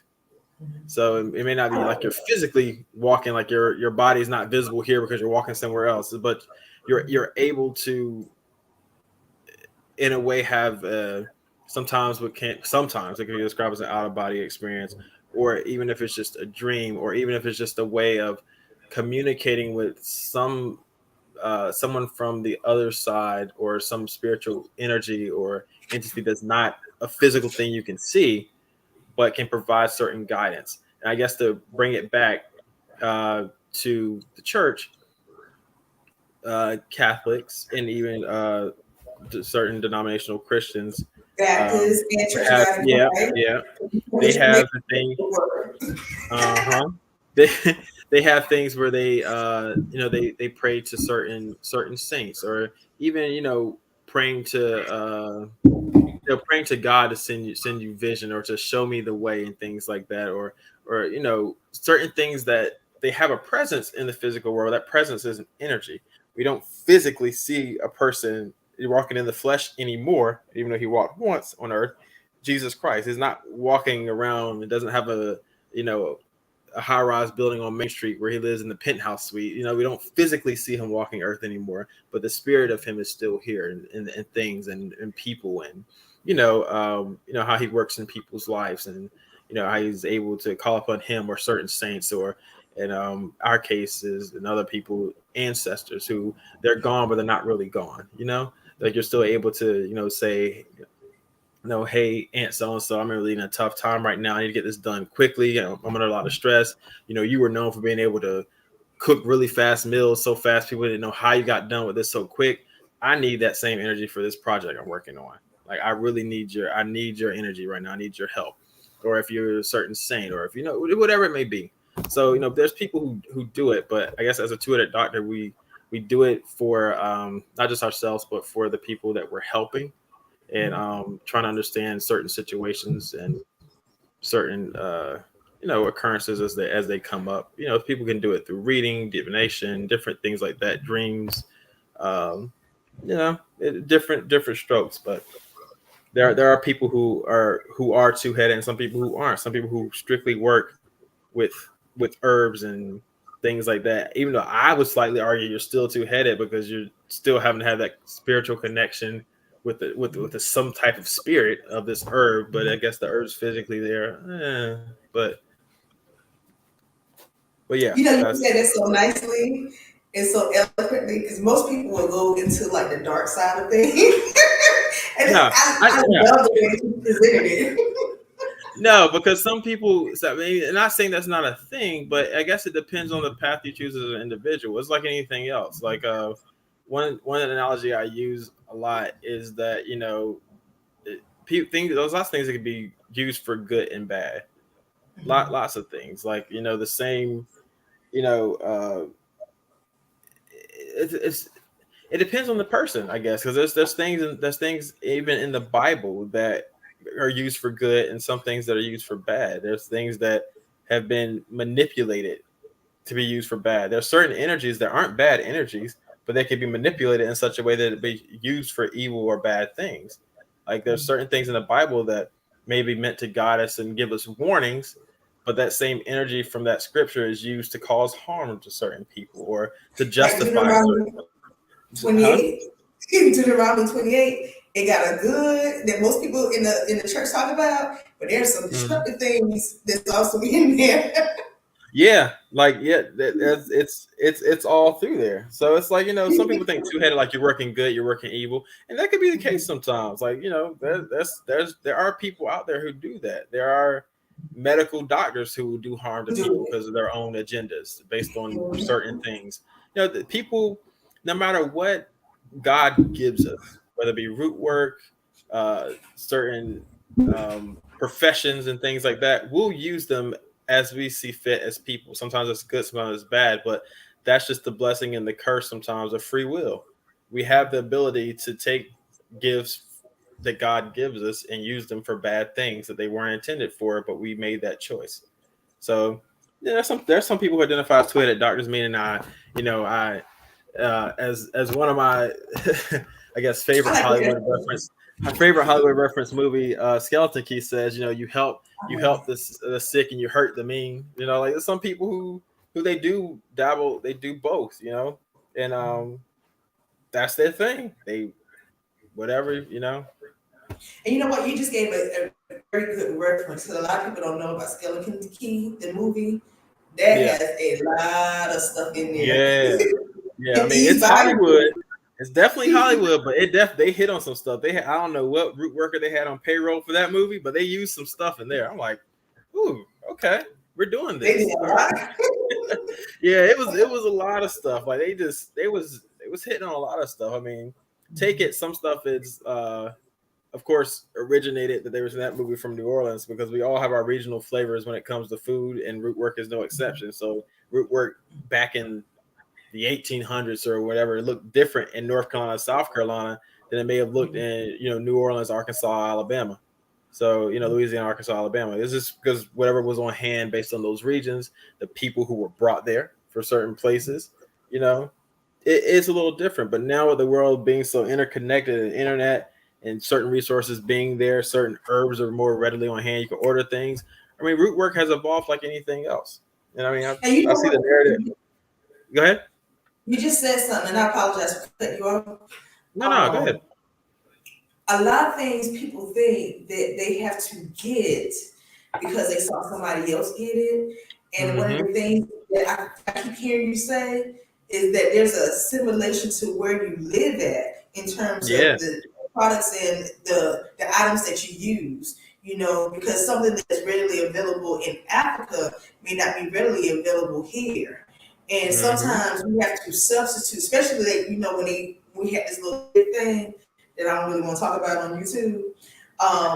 You couldn't get the mailings from overseas if you were looking for a certain item. So you had to kind of get something that was kind of close to it, that you could put the energy or the spirit in, if you will.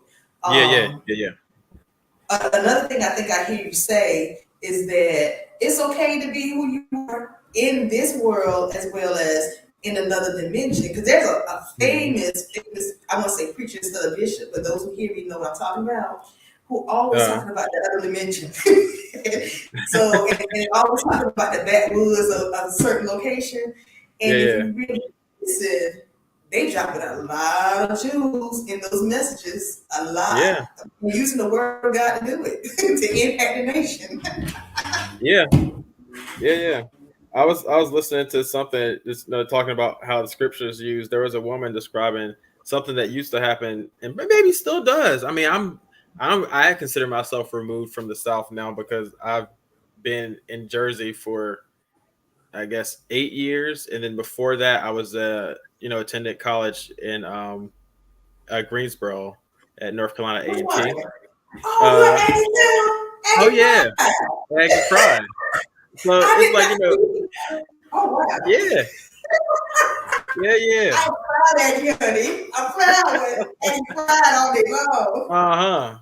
But when you're living on campus, I see, we connect, sis. We connect.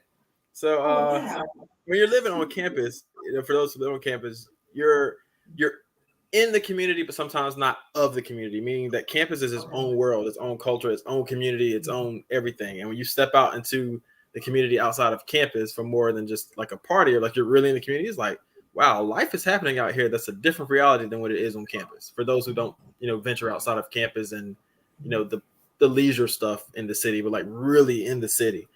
So it's like, certain things I wasn't really as privy to anymore, but there was a recording on YouTube where a woman talked about this occurrence that used to happen back in the day in certain old churches down south. And like I say, it may still happen, but I'm just removed from the rural community in the South probably. But saying when she converted, it wasn't a thing of the church coming asking her, do you accept Jesus Christ as your savior? And, do this and, we'll accept you into the church. And she's like, when you were going to accept God into your life, you went into the wilderness and you prayed. And when you were done, you finally got a message from God, then you'd come back to the praise house and they'd extend the right hand of fellowship and you were a part of the community. I was like, and it brought me back to where I was thinking in my grandma's church before they really were practicing the denomination that they claim. That to be a preacher of that church, it didn't require seminary. It required someone having a dream, and then the elders of that church going with that person into the woods and in private rooms and things. But I know there was a port where they had to go to the woods, in the wilderness as they called it, that biblical reference, and they would help interpret this person's dreams to see what really the message they're receiving. Are they supposed to be a preacher? Maybe they just need to be a deacon. Maybe they just, are they really meant to lead this flock, or lead a flock? And it was all based on dreams and then prayers for more visions, more dreams. And and if in the end, the things added up with the elders and that whole grooming and things, they were slowly, brought into the church, placed in certain leadership, and they were made a preacher without any seminary school or formal college. And that is a piece of culture I appreciate, and it was good, hearing that. But it just goes to show you that sometimes, relating it back to what we were talking about earlier, you don't, this idea of acceptance and what's right and wrong, you don't have to work inside of the box. It's so easy sometimes when things are, because that way was more acceptable back in the day. But now, being a preacher of a black church, especially a major black church, without any type of educational background or certain seminary schools or belonging to certain major conferences or, denominational organizations, you're not really as accepted by the larger community anymore, where, you can't just have a vision, start a church. I've actually seen where before that was admirable when I was growing up in my small town, but I've seen as I've ventured out, it's looked down upon by other Black preachers. Like, they just opened up a church, say they got a vision from God. They never went to seminary school. I'm like, okay, if you look back in the day, I'm sure there's somebody in your family who's a preacher that never went to seminary school. Like, he worked in the fields and then preached. Like, like it's about, it's, it's become a thing. Huh? The thing that I have kind of an issue with sometimes when people go to seminary school, they want to be highly educated, and I'm very degree, so I can say this. But the thing that they lose the spiritual impact, because sometimes God, like case in point, there was a man who I used to sit under here. One of the best services that I experienced in his congregation was when the spirit was really high. And he was supposed to preach, but God told him, and he's high degree too, God told him to tell the people, go home and clean your house. And he ended service with a benediction after that. It was really good. And they got nationally recognized with a talk show host and everything for, singing and different things. I'm trying to really give the name, but give a description. And I think that's really good, because one of the things I found out as a woman who attended church was that sometimes a lot of women want to be, I guess, I like to say the preacher wife, but that ain't necessarily true, but always impacting what's going on in the flow of the service. They forget that their service is also at home. So they looking really good, got the church hat and being the mother, but not being the mother in their own house, and then it's messy. And in order to have a great spiritual journey, you have to not have chaos or have a mess. Because part of the Rootwork Journey, at least I remember when I was going through the process as a little girl, we had to learn how to clean. Cleaning was associated with prayer. One of the things that I love, and because I've had a lot of different positions in church, but my most favorite position was being a kingdom cleaner. Because as I was vacuuming or getting on my hands and cleaner, that sounds nice. Huh. Yeah, I did it with pride. Now, and I have a degree, and I love that. Because let me tell you what happened. I used to have to get on my hands and knees and clean the altar and scrape up, the high heel shoes, because sometimes they make black marks in the floor, especially the wood, and shouting and stuff. And I would get on my hands and knees, clean it up, put my hands in the toilet, clean it out, and didn't think nothing of it, because as I was doing that, God was giving me instructions on what to do, because at that particular time, I think I only had a bachelor's degree, and I wanted to go to school to the graduate level, but I didn't have the money.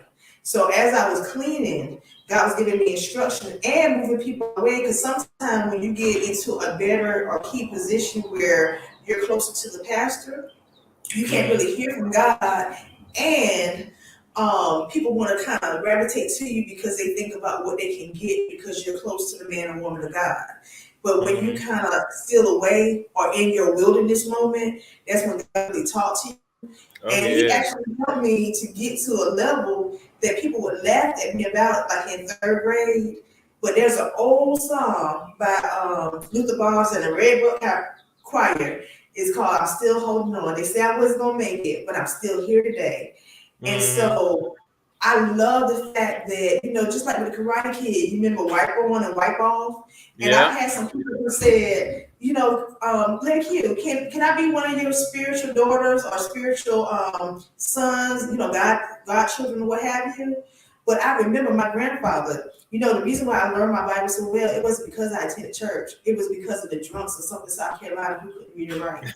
Because anytime that I looked into the Word of God, just like the prayer roll, it was in there. And even to this day, I'm able to give them credit, but they would go like on Sundays, like especially like today. One of my favorite things was Sundays, because my grandfather would have like blues, gospel, and everything going on the back porch, and then the town's drunks would come my granddad would have their taste. He'd go ahead and get whatever liquor or beer that they would like. And I actually got some of it on my altar. And my grandmother would cook a meal, and then if they was dirty and they needed to wash, they was welcome to go in there and take a shower or whatever needed to be done. Yeah. But the same drunk men that people look down on, they helped me rise to the top. They helped me in terms of babysitting me. I never got any harm or danger, even though I witnessed some of them having broken legs and stuff and falling off the porch from being drunk. But those same Bible stories that they taught me in my youth, or different signs or different things that they taught me in my youth, I still use today, and it has helped me, but they couldn't read and write.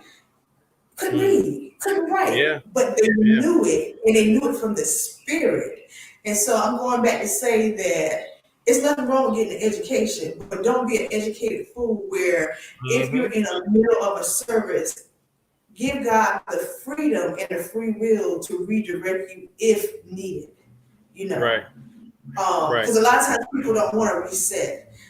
They don't want to, they have to go through this doctrine. This is what we do.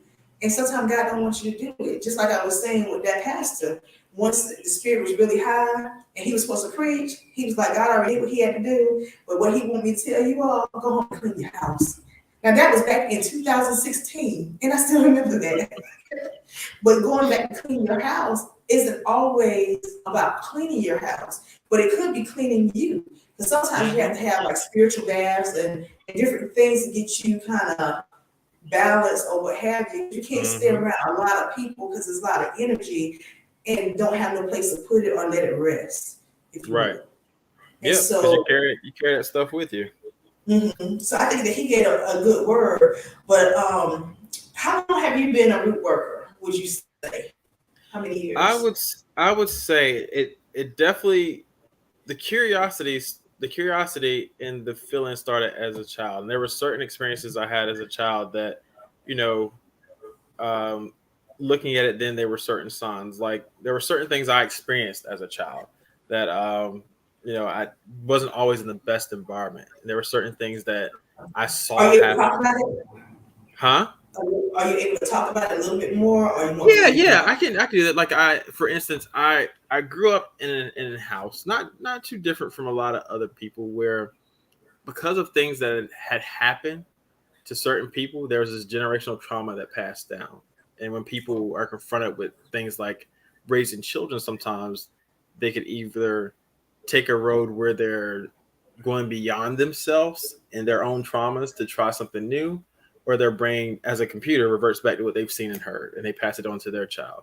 So not knowing if that's the case or not, because no one wants to talk about it to this day, but I grew up in a household where, it was a single mother, and she was at some point became very abusive after experiencing abuse in a relationship, and probably things that maybe she experienced, as a younger girl growing up, not knowing what they are, but definitely I was there for the relationship and was able to see how it turned her.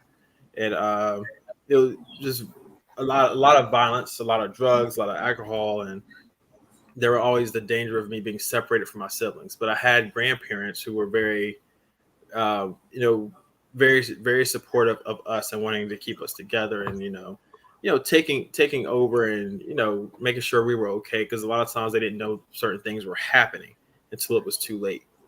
But in all of this, like this urge and this want for survival at a young age, living in that house, it just, this is my natural curiosity, it awoken something in me where in all of this, and I've heard other people describe it the same way, my desire to escape led to certain dreams and things like that.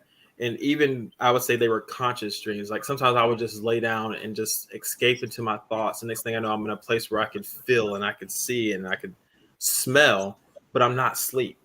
And then it get to the point where my siblings, we were separated for a time, and this desire to want to make sure they're okay. I was like, able to like feel like I was there with them, but like see certain things that had occurred, or like know certain things about them that were going on without them being there, but they kind of came in like a state of like a dream almost, and just just desire, it's hard to even remember as a child how it came about, but just I remember distinctly like knowing certain things that were happening or where they were and what was going on where they were at.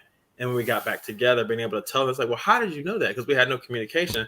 I was like, I was a bird in my dream and I saw you sleep and you had this white nightgown on. And, I really wanted to see you. And I asked God to let me just see my sisters. And I was able to like see certain things that had happened, like certain nights and what their routine was without having spoken to them as a child. And then I never shared that with family, but one of my sisters had a similar experience when she shared with my father, who sent her to his mother, and I guess they kind of talked to her about certain things that she was saying because that family was used to that kind of thing, and they kind of coached her through it. And I feel like to this day, because of whatever she got that I didn't, keeping it to myself, she's more in tune with certain things when it comes to like vision and seeing certain things. Like she sees and feels certain things that I don't know. I can feel certain things. I may have certain like gut instincts, but hers is so much more vivid and like distinct and like detailed.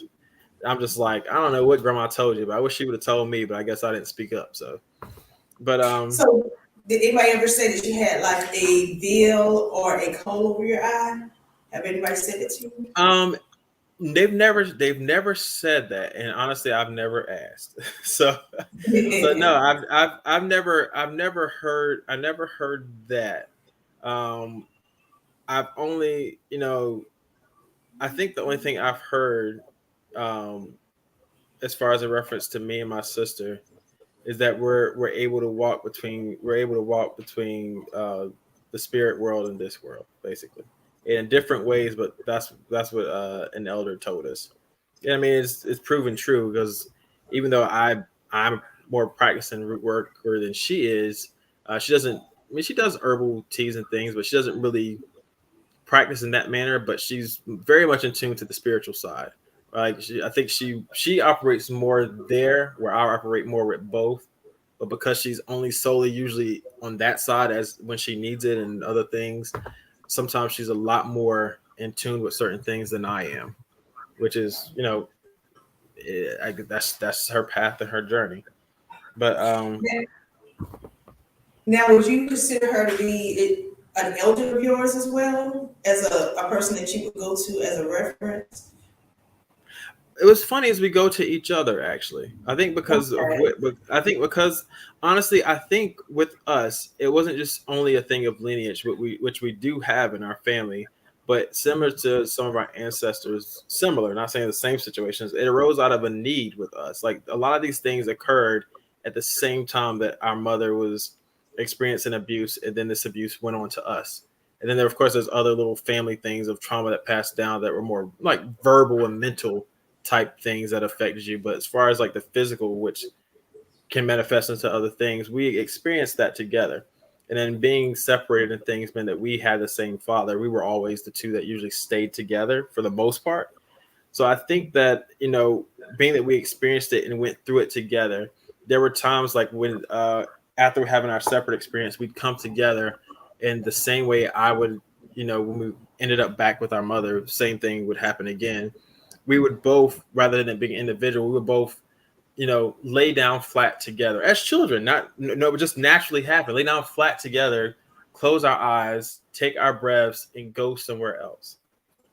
And we just naturally did that. I don't know, I don't know what led up to us doing it. It just felt right, and we both were on the same page with it. And we were very, very young when we did this. But so we kind of rely on each other because we've had a journey together. It's been different at different times, and we're different individuals, but we both rely on each other a lot as far as for advice. So I would definitely say she's like an elder who I go to. But if you asked her, she would say it about me because we have our own distinct things that we do. But together we do good. So That's amazing. So the thing that I don't think I asked, and I'm not really sure. I heard you talk about your lineage. Were you also initiated? Because like we talked about going over to Africa, and people go to different places or what have you. So did you also do the initiation part of it? you get a little bit more or not? Yeah, well, here's the thing. As far as a lot of people do go over to Africa, and or they find someone here who has more of a connection with an uh, an African traditional religion. And so whether it be through E5, which I know they have strong communities for that in South Carolina, Georgia, and other places, or even if you take the more route that emerged through the diaspora, the Cuban right through some people call it Santeria or Lucumi or no, Regla Ocha. Some people go that way, and or they look for other things. Palo, there are people who go to Haiti to initiate or find people here to initiate under voodoo. And that's fine. That's their journey. At some point in my journey of like my root work journey, I thought, okay, that's where I need because there's something missing here. And so I went the Cuban route and was initiated into Regla Ocha, but I never actually, as I said, made saint. Like I had, of course, my readings and everything, and then we went through my initiation, received my I guess in English would be like the hand of Orula, what they call Mano Orula, and and that was fine. But I really felt like more of my calling was in root work because the thing is, that whole for my journey, I didn't really need to go back to anything else. I needed to go deeper into what I had here, whether it be through like dreams or work or reading and learning history or whatever it may be. But at some point, I just in spirit felt like you've got what you needed from this. You've had this experience. You thought you needed. You saw, but let you know now it ends here. Like you don't really need to go any further because this is not really your path. You've gotten something from it, but this is not what you need to do because it takes commitment for that. Like this becomes a part of your life, your spiritual practice, and it's not just a thing like you do it and like, oh, that was cool, I'll call it when I need it. But no, it just I needed to dedicate that time more so to root work, and that was more for me my genuine path. So as far as initiation, when it goes, because there are people, when it comes to being a root worker, there are initiations, and they may look very different from some ATRs, where maybe you're not gathered into a place, and there are people and some structured ceremony and certain structured songs and certain that is maybe not quite as elaborate as that, and that historically may have certain reasons why not. There are different ways of it being done, but I'll tell you about me, which I'll share some details because I really don't usually talk about it as far as the initiation part. But in general, and similar to my experience in root work, when you reach that point of it being a calling and you have elders who see that calling in you and they start to sit with you and teach you, and they trying to say this without making it sound weird, but more so similar to the way of they laying hands on you and you're covered in their blessings. They take you in as a part of them beyond just you were born to their daughter or to their niece or whatever the case may be, but to that spiritual side. Like they become your spiritual family and not just your blood family or your relative. And it's very intentional. It's not no mistaking about it when you're covered by somebody, and covered for the purpose of they see something in you. They've spoken it.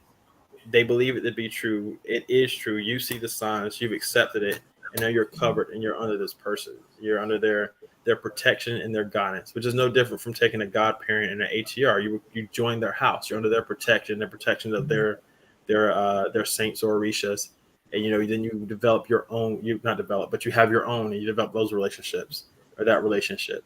It's the same thing in root work. So, like I say, sometimes these initiations can be compared to the elaborate ones of some of the ATRs, very subtle and not as elaborate or such a big fanfare, but very deeply spiritual initiations. Very, you could feel it.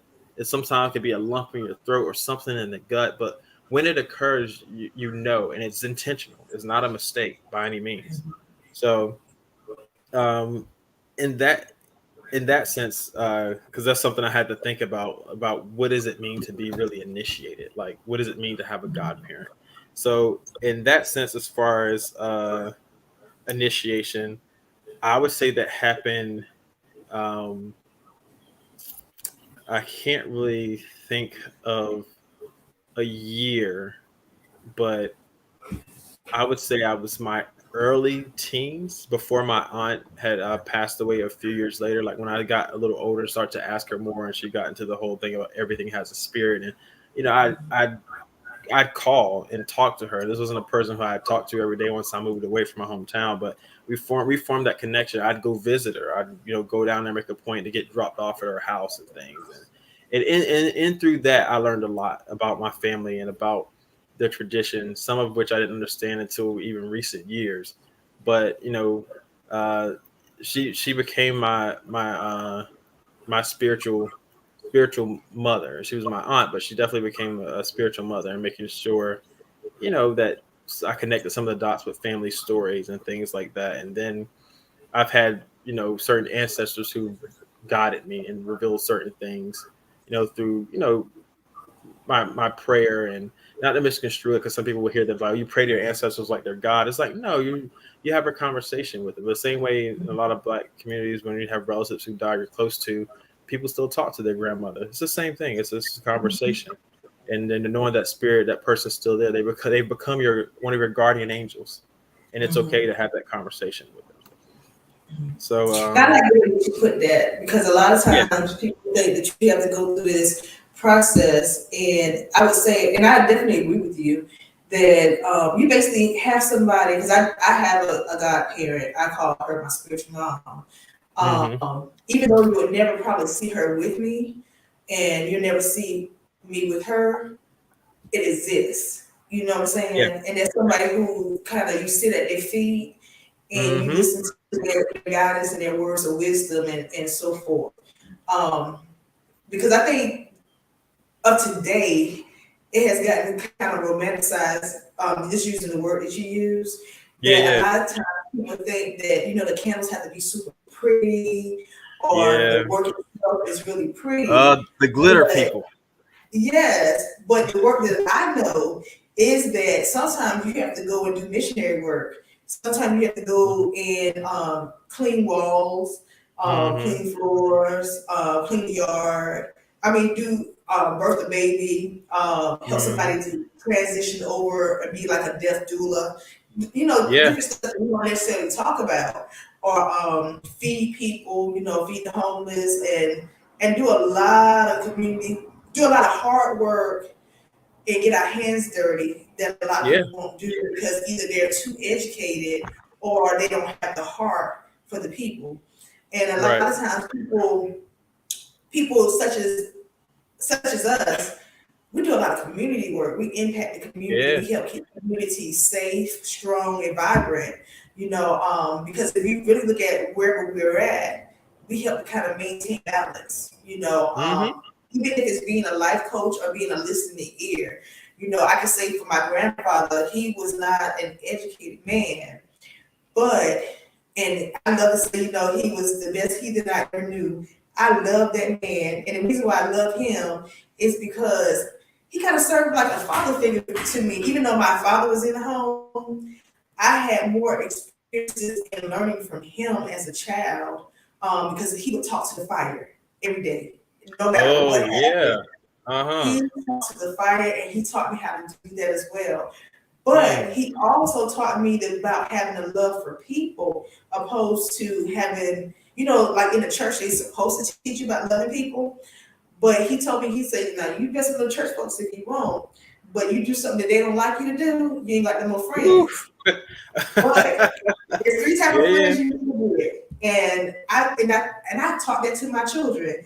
You need to have your drunk, a gay person, and a crackhead. Because no matter what happened, they realize they have their issues. But if they Uh, your friend, they your friend to the end. If they got 10 cents, you got 5. And they will yeah. be willing to share with you, opposed to, church folks, if you ain't got your stuff together, and not highly credentialed or what have you, or Hmm. maybe you chose to go out to the club the night before Yeah. church, the condemnation. But with those type of friends, they just who they are. They gonna love you if they love you, and they gonna hate you if they hate you. Right. And you don't have to worry about how they feel about you.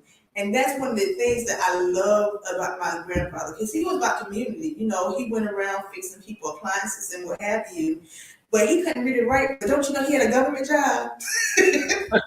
All right, granddad. And he traveled the world, went on a lot of cruises. But one of the key foundations that I remember him saying to me at age 15 was that, because I grew up very poor. You know, I grew up from across the tracks on South Side of Sumter. But I always had a dream that I was going to be able to go to college. And he said, now one thing, he called me by his name, but he said, one thing about her, if she tell you that she going to do something, she going to do it. No matter how long it might take her to do it, it going to get done. And because of the fact that my heathenist grandfather had a lot of confidence in me, I went to college with $35 in a dream, just believing, because God told me to tell them people at a college in Columbia, South Carolina, that there was a seat with my name on it. Anytime they would tell me no, God said, tell them people there's a seat with my name on it. And then even when I went to North Carolina A&T, I actually rose up in the morning. I was probably like 7 or 8 months pregnant with my daughter, who sometimes come on the show as Spooky Honcho. And that was like, go to that campus, because I want to introduce you to somebody who got some money for you. Now, I'm sleeping, I got a husband, at the time I had kids, and I'm pregnant, and wobbling, and on bed rest. Ain't supposed to go nowhere. We got to get up and go. And don't you know, I ended up finding this man. He was a colonel, that was getting ready to be a brigadier, I think a brigadier general, somewhere down the line. And he said, I got some money for you. I said, now, if I take your card and you talk, you got some money for me, I'm going to call you, because I believe you got some money for me. and don't you know, they put me in this program where I was supposed to, and I did it, go to the next level. And I'm like, he had some money for me. But had I not listened to the unction of God, I would have missed out, because I was looking on my situation and circumstances. And that's a lot of things as a root worker we do. We can believe God for some crazy, crazy, crazy things. Yeah. That a lot of people can't, and help them to get what they want. But we first have to walk it out. We have to first be the partaker. That we can help people, you know. Yeah. And I'm just so ever so grateful for my grandfather, because had he not spending time, you know, walking us to the Dairy Queen or what have you, or giving us a little pack full of beer to get us to go to sleep, you know, I can talk about these experiences, or talking to the fire, or understanding certain things that is not heavily talked about, or knowing a fake person, like when they're, because this is a lot of people that advertise, you know, they can do this, that, and the third, and it looks all pretty and glamorous. But then when you look at, well, what are you really doing behind the scenes? Because even though you kind of talked about it, you and I still didn't talk about really the initiation process. We just hit it on it, you know. There's no real work there, you know, other than making it be popular. And one of the things I like that Divine Prince said at one point was that a lot of times we're not necessarily popular per se in the media, but we're popular behind the scenes because we can get the work done. Yeah. I say that sometimes, because I say, especially now, well, not just recently now, but at a certain point, we move a lot in the shadows in the community. Like we're there, but we're hidden in plain sight, like a lot of things are. It's like, for those who are looking or need us, they'll find us somehow, some way, somehow. They'll find who they need if they're really looking. But with so many things out in the media now, like you said, the people who do these work and they make it look all pretty, but they have chaos and things in their life that's going on, or they're just really good readers and they're regurgitating things they read in the book. Like they're just an educated person and they're looking at it more of a science or a skill where A plus B equals C, but that's not always the case. If when you're actually doing root work, and like with people who do readings, like, well, when you draw this card, it always means this, and this is what it means because that's what I read and that's what it says. So it means what spirit tells you it means. It can have a general meaning, but a spirit tells you, hey, this is this. That's what it is. But if you don't have that spiritual connection, you're just a good reader, as in you can read a book, but you're not supposed to be a root worker. And there's people who are good spiritual advisors who aren't meant to be root workers. But the good and bad of things that happen in the media and like the internet and things being so readily available now is that, you know, there are people who are out in the public and people who are outside of the Black community are making lots of money off of root work and, like, you know, selling these, you know, packages of things, and they look pretty and they're doing things, but they have to really understand that it's a calling. Just because you're able to do certain things, I mean, you should be doing it. And then, You know what? I tell my kids that all the time. I say, just because you can don't mean you should. Yeah, it's a hard lesson to learn as a kid, though, because sometimes you gotta. I was hard headed. Sometimes I had to do it to know, like, yeah, I could do that. Probably shouldn't have done it though. So, you know, it's a lesson learned. But, you know, it's sad to see with root work sometimes. For me, the way I see certain people who have huge followings, just certain people who have huge followings, and it's usually not always, people outside of the Black community. And I'm not a person who would ever say, oh, to know about root work or to be called to do root work, you have to be Black, can only be Black. I'm not God. I can't say who's called to what and do what, and that's your business, and that's between you and yours.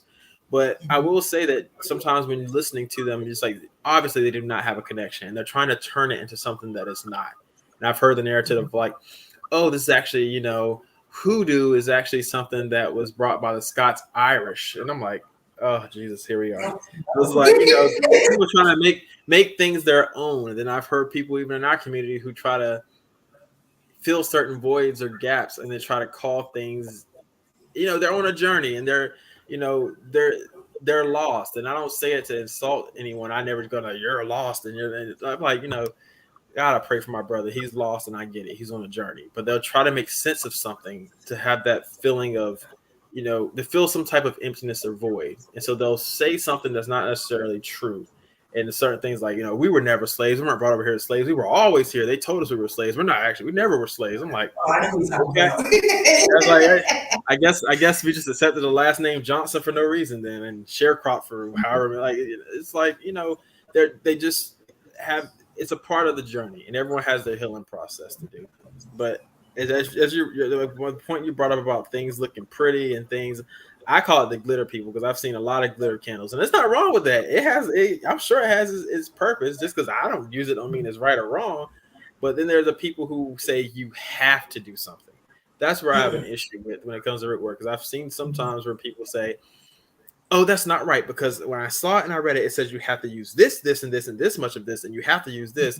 I'm like, well, you tell me where the hell my great-great-great-grandma got glitter from. Please, like, let me know where she got glitter from. A lady who lived in this little, like, farm sharecropping community. Where was she going to buy all of these ingredients? Like, you don't have to have that kind of stuff. You need to know how to use what you have on hand. And if you choose to use that, that's fine. But, I mean, some things I notice is the people take some of the mentalities that we see in church and they'll put it in root work where it's not supposed to be. And I say mentalities, I don't mean even like what God says or what, it's just what the organization of a church says, as far as, you know, obeying, like, it has to be this way. This is the structure. This is the formula. You cannot deviate from this. Where root work is a freedom when it comes to certain things. Yeah, it really is. It's very freeing for those who are in it. And so, you know, I don't rock with, like, some things I see sometimes where people say you have to do this or it's not root work, or it has to be this and it has to be this. And, you know, everyone has their own different journey, and they make sense of things the way that they do at the time, because it makes sense to them. They've accepted it, and that's them. And I don't judge nobody. And that's, you know, with anything. But don't come to me and mine trying to spread your like, you know, I like, my thing is like, I don't mind a good missionary. Do you? Don't come over here with your mission, because, you know, I'll hear you. All right, it's not for me. If we keep going past that point, you're about to see another side of the South, is what I say sometimes. Like, you know, I'll be nice, but don't push me. So, like, you know, the thing that I also tell people is that even though in this community, there are other people that I know that does or do what I do. It depends on your bloodline or initiation. in terms of how you do your work. So say for instance, if you and I were doing some type of candle work, you might do it a little bit differently than I do it, but it doesn't make it wrong. It doesn't make it right. It makes it whatever the interpretation of what's going on according to what is needed and the ability to assess what is needed. You know, because I think sometimes people think that they have to sometimes pay like an arm and a leg to get something done, and sometimes it just could be walking outside to get what you need. Right. You know, another person who I've listened to and admire is Dr. Chochi. She has a segment on about using dirt. I love that segment about using dirt because it is so true. You know, in the Bible, it talks about how God uses the foolish things to confound the wise. But it's so true. It is so true. And it's not necessarily, the elaborate, but you have to know the history of everything. You know, even though there's freedom, I think right now people feel like root work, whenever they change the name to hoodoo, new age, and other things, they put the money in it. But they're not seeing the impact, because if you're not really called to do certain things and really chosen, because there's a difference between being called and being chosen. You know, called people can do certain things and chosen people can do certain things. And then when it ends up, you get chaos. You know, all right, sis, I'll start preaching here. I was just thinking, today, it's amazing how certain people can do certain things. But then when you have a call upon your life and you're chosen to do certain things, you can't do the same thing that the average man can do or the average woman can do. Even though you might say that that's part of your ministry, yes, it's true that you might want to have a community, but you want to only have a community those who you're called to. Because, like, I know for me, I'm not everybody's cup of tea, and that's okay with me. That's all right. I know I'm just something. And it's only certain people who can deal with me. But it's okay, because you know what? It's certain people I can only deal with too. And I've had to learn through trial and error that I'm not here for everybody. I'm only here for whoever God has called me to be there for, and who's going to allow me in their space, and I'm going to allow them into my space. And one of the things too that people have to recognize is that sometimes when you're doing the work, it may vary according to cases and people and places. One of the things I like to tell people is, just like when a prophet comes to your town or come to your church, there's a spirit over a location that is good for certain things. And sometimes you got to go someplace else to get the spirit of what you need in other places.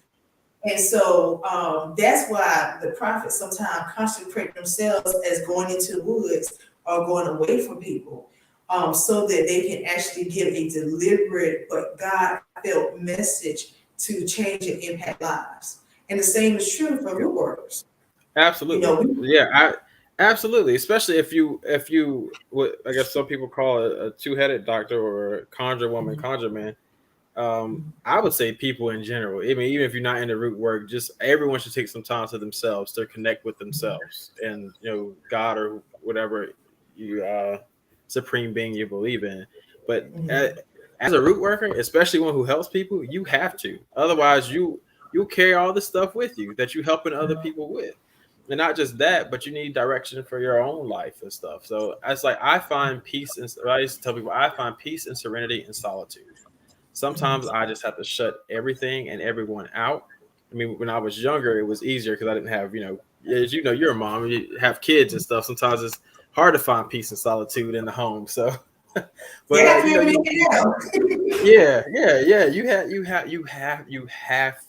it. You have to have that time to yourself. You have to go into the wilderness, as the old folks say, and you have to, still away. The cleansing, the cleaning, and things like that. You got to do it, because you can't help somebody. You can't help somebody with their burdens if you're so burdened yourself, and you can't fully give your people or people who come to you for help what they need if you are lacking because of lack of care, lack of self-care, and like what you're supposed to do. So I mean, root work is definitely free. It's definitely freedom. It is freedom, but it's freedom with a huge responsibility, and it's a lot of work. Outside of A the lot work of that work. you do with people, it's a lifestyle. Like, there's no way around not living in it. You can't just pick it up when you need it and kind of drive by night type thing. No, you like It's an everyday you thing. have to live in it. You have to live in it. It's no other way around it. And that's been a part of my journey. It's like I really got to set up my space, and I really got to make sure I do certain things and try to find that balance. That balance of this is my life, but this is also my life, and how do I make these things work together, where I'm not choosing one and neglecting the other. So, I mean, it's a journey, but you got it. You got to do it. There's no other way around it. So did you ever find it difficult letting people know about that side of you, especially if they wasn't necessarily sent for that reason? Um, like for Yeah, instance, yeah. I found it difficult. Well, first, I definitely hit it for a while, and I mean, it's not something I just share in introductions of myself when I'm like in certain circles, and we're doing like the icebreakers, like, hey, my name is Will, I'm a root worker, and it's not something I do, but it definitely was hard. I was like, how would people perceive me, and like that shame and things like that, and of course my own guilt. But then I got to a point where I was like, there are communities out there where there are people who are open about it. There are people who are seeking it and need it. I need it sometimes too, because even as a root worker, you have your own spiritual advisors and other workers you work with, and of course your spiritual moms or fathers or godparents, whatever. I've used the thing like even the Pope goes to confession. Like we need work too. Doctors have doctors too. Like it just I'm so what glad it you is. said that. I know I do. Yeah, yeah. That's So my fault. part of it was easy when I left my hometown, actually, because the stereotype of the part of Eastern North Carolina where I'm from is that all the root workers are from there, because back in the day they got it popping. But and so I found that stereotype had been passed down by other folks in other parts of North Carolina by, I guess, their grandparents. When they hear the name, Beaufort County, or certain things, Belhaven, Eastern, or Washington, Little Washington, they're like, oh, y'all are root workers. And it's like, not as much as you may think, but I guess, yeah. So it's like it became kind of like in a way, it made it a little easier, because back home it made it a little easier with certain people, because they already had the expectation that Eastern North Carolina, better be careful, because some of those women down there will get you, and some of those guys, they know some tricks and stuff. So it's kind of like one of the little, like, things people say sometimes. But so it I slowly started to talk about it and grow into it, but I think it was hard in things like relationship, especially when you get into serious relationships and you're sharing a space with someone. That is extremely difficult, especially as someone you care about, because like I don't want them to change. They don't realize this side of me is who it's always been there. The person that they have fallen in love with, or whatever it may be, that's included in that person, but they have not seen it. So it's like, how would they take it when they see me doing certain things? They see certain things in the house, and they're like, what the hell is going on? And they call their grandma, like, hey grandma, he got this, and they're like, girl, run. We're gonna do this to you. And, that's why you like him. I knew it. Things like that. So like, it becomes hard. It became hard in that. And I find that even now being married, it's gotten a lot better, but it was definitely a struggle to even, have that conversation with my wife. Like, she's not from down south, but it's like this is actually a thing that's a part of me. And when we start sharing space together, I was ashamed to even bring stuff in the house. I had stuff in a place, back in North Carolina, but I'd be completely honest with you. When she came over, I hid it. Like, I try to hide it, make it look like something maybe that is not. And because I was still growing into it. But when you're living with someone and you have that calling, and you, as you say, been chosen, because many are called, but few are chosen. You gotta keep that stuff. There's certain things you gotta do. It's like you gotta do it. There's no way around it.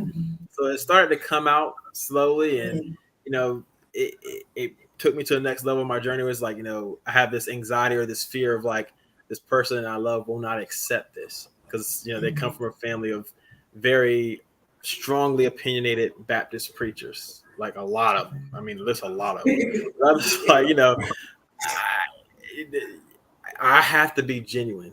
I wouldn't like if she hid something about herself from me, and it's like, well, damn, do I even know you? So it's like, look, this is what it is. And so, it turns out she's been, she was accepting of it. Her whole thing was she didn't understand it. I mean, she didn't really try to like dabble into it or ask them any questions because there was a level of trust there, thank God, where she's like, you're not going to bring anything in here that would hurt our family. Like, I don't understand everything, but I know there are things out there that I don't understand that can be harmful. Nothing that you bring in here is going to harm us. And of course not. Like, we had that conversation. Okay. But, of course, then you have her family and things. And, I've heard the joke from somewhere in her family. I guess will remain nameless. Is like, I don't understand why you love him so much. He from down south. He probably did something to you. And that same person came here to my house when I wasn't here, and went somewhere they shouldn't have went in the house and saw my altar. And it was beautiful. Like they shut the hell up then. They didn't say nothing else to me. They had their but it's like you shouldn't go meddling in people's stuff. But it just was funny because I was like their little joke that they never said in front of me, but where I was told it said it's like he probably got your underwear buried in the yard, and it's like what the heck? What? Like okay, well they saw that and everything was cool. They didn't have too many opinions anymore. But, it wasn't bad. They got scared. They didn't know what they were looking at. They were looking at something. And so I wasn't here, but my wife was here and she saw it. And she's like, it's like she saw that, she came back to visit, and I was in the kitchen and we were doing something. And I came out to the living room and she was near the door with holy oil. I'm like, I was like, if she thinks she can bless this house any more than it's already been blessed, then more power to her. Go ahead for it. Whatever makes her feel comfortable because she loves you and she feels like she's doing something that's good for you because she doesn't understand. And that's fine. I'm not offended by it. But, it is what it is. But I think that's been the hardest part. I didn't really, at a certain point, I didn't really care about outside people. I did consider like me being a part of an organization and, one that, advertised that we're Christian based, and then the perception that you can't do this and be Christian. So once I got past that was fine. And I've even discovered people in the organization who are also involved and have their own, spiritual paths. And, so it's I think the biggest thing was once I accepted myself more, I cared less about what other people thought. Because the thing was like, I'm not the first to go through this journey and to be called to this, and I won't be the last, hopefully. So, I'm only doing what has been done by people who came before me. I know, like for me, both of my husbands never knew, even though I shared space with them, I knew how to put it someplace else. Yeah, that's why it's the work for secret. So yeah. and let things be in plain sight. But I know, like, because I started homeschooling my children, like before I started homeschooling them and they was going to school, I would tell the kids, I said, make sure the house is clean because there are going to be people who are going to come and visit. And even like when I lived in, East White Oak, that community down the street. Yeah. Okay, yeah. So I had a house there. And so I would tell the kids all the time, I said, look, people going to be coming here. They never believed it because even like now, I really don't do too much. I don't let too many people come in my personal space because I like my personal space to be my personal space. I meet someplace else or either do it online. So what happens is that even though my kids was hearing it and they were little at the time, they never believed it because they never saw it. And then I've also been married to their dad for a long, like over a decade, very long, and didn't know nothing about it. And so they didn't realize that what I was saying was actually true, that people were really coming by. But I used the 7.5 hours to get it done while everybody else was gone. You know, if I could, or would go someplace else, you know, if things Yeah. didn't matter. You know, that would work. You know, that would be Yeah. good excuse or something. But Right. you know, now they have a deeper appreciation because they were actually able to see it and actually see the people that you would never expect, you know, and the level of respect that is given because of the work Right. that is done, and they know that it's successful. Mhm. But before, now with my ex fiance, he knew from day one what was gonna, you Mm. know, but I don't think that he could really handle all of it. Even though he was able to see a client, Yeah. Yeah. mm-mm. It's a lot, and it's not for everyone. Like I was on my father's side of the family is where it's at. To my knowledge, I've never heard of anyone on my mother's side of the family involved in root work. But there's a strong family lineage on my father's side that for a very long time was unbroken. And it was not just, you know, um, it's from his mother's, it's my father's mother side. And with her, it wasn't just the women; it was also the men who were involved. But there was a point where there was one aunt who was married to a man who was not involved. And honestly, when she had people come over, he would leave the house. Honestly, like he would just leave the house, not out of anger, out of an arrangement. He was like, she had people come, and he knew, oh, I'm gonna go get up and go fishing or go to so and so's, and do it is just while she do her thing. It was just kind of like they kept it separate. He didn't really ask no questions. He knew what was going on, didn't really know, but he just wasn't there for it. But it really is hard. Like I said, things have gotten better with me, but it's hard. It's tough. And I mean, talking to other people, it's hit or miss when you're sharing space with someone of how accepting they are. And I'm not in a space where I've chosen to see people where I live. I've helped people online, and I've met and talked to certain I people. really want to my space for the kids Yeah. homeschool. Yeah. So what I want to do hopefully is because what I've discovered now part of my journey is to help, especially locally. I would love to have a place, a designated space where I can go. Like, I mean, I'm not sure what that space looks like. I mean, it doesn't have to be anything glitzy or glamorous, but just a space where I can go that's outside of the home, because sometimes the things that are required and the time and space needed to do certain things, it would be better, especially being with someone who's not involved, who's respectful, but at the same time not wanting to, knowing the space we have, to inconvenience anyone or to have certain people coming through for certain things while life is happening in the house. That's just just from my opinion and our respect. Space. It could be tough to balance. So, once I get to that place, I'll probably do a lot more locally in a space for me. But there are places where I go and I meet people sometimes. Not really since the pandemic, but with online, it's you come across people once in a while. You reach out, offer help. But it's been a journey. It definitely has been Now, a journey. you said something. What do you think about people who would reach out to you online? Because it's never been, at least my practice, where I'm going to tell somebody to come and see me unless it's something really, I got to really have seen something for me to tell them they need to come and see me. Usually it's through word of mouth. Because like these online Yeah. now, especially Instagram, Yeah. they Yeah. be like, you got to do this and that. And I'm thinking to myself, well, why they see it? I'm doing the same thing. Type of deal. Yeah. I've been, I won't say lucky, but I've had a situation where it would have been best for the person to come and see me. It would have been necessary to physically be there be there with the person. But just distance wouldn't have been allowed it anyway. It would have actually been a trip for somebody. But I guess in meeting other people in the community and still having people down south where I know and trust, and I know their work, and they've done work for me and vice versa.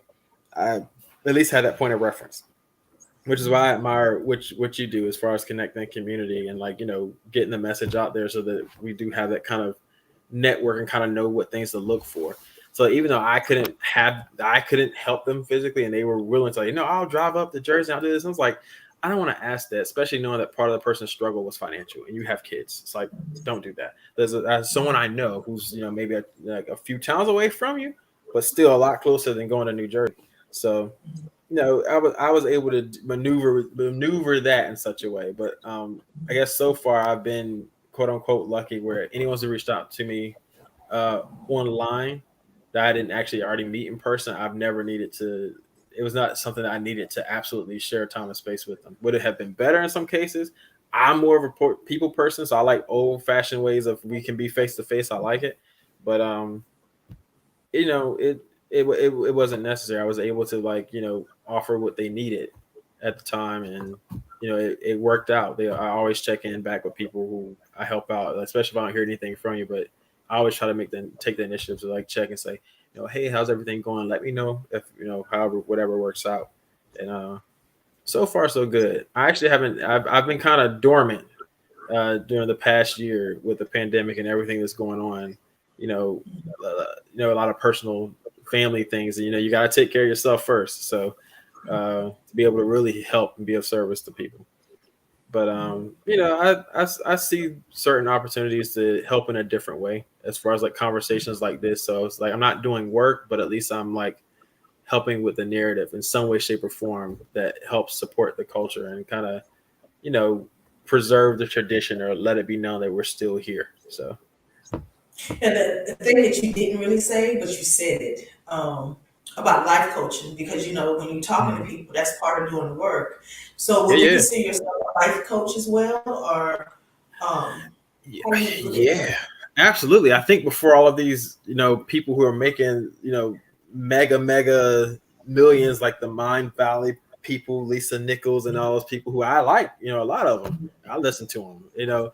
Root workers were the original life coaches. They were the people who gave that guidance and that support and that what people call metaphysics. Maybe they didn't have that vocabulary back then, but what they were doing was metaphysics. The whole speaking into the universe and calling things into existence, the positive affirmations, which is maybe a repetition of what some people call a chant. These are this speaking power into your life. These things that are now packaged in a different way. It's still root work if you look at it. It is. I look at stuff all the time, and I think people's my wife or other people oh, that's so deep. I was this is root work. That's all. Yep. That's exactly what it is. But so I would say something. Yeah, but I say all the time. I was because I like to joke around a lot. I'm sarcastic. But there's that scene from the barbershop where Eddie was talking about how important a barber was. We were a mentor, this and that, fashion advisor, pimp. We did all of it.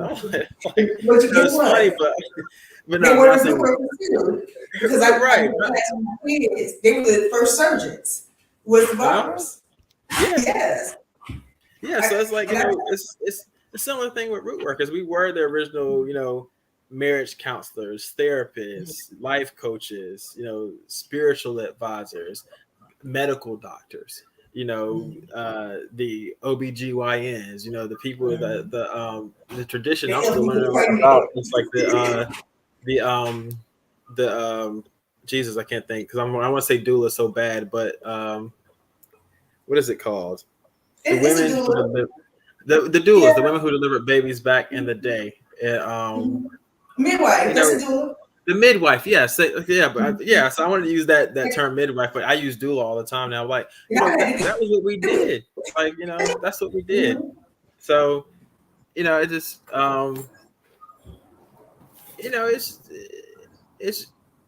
just, it's just who we are. We wear many hats. I guess some people would say. Almost like the bag lady that Erica Badu talk about. Right, pretty much. Hold on. I'm sorry. I got a little spider. I'm sorry.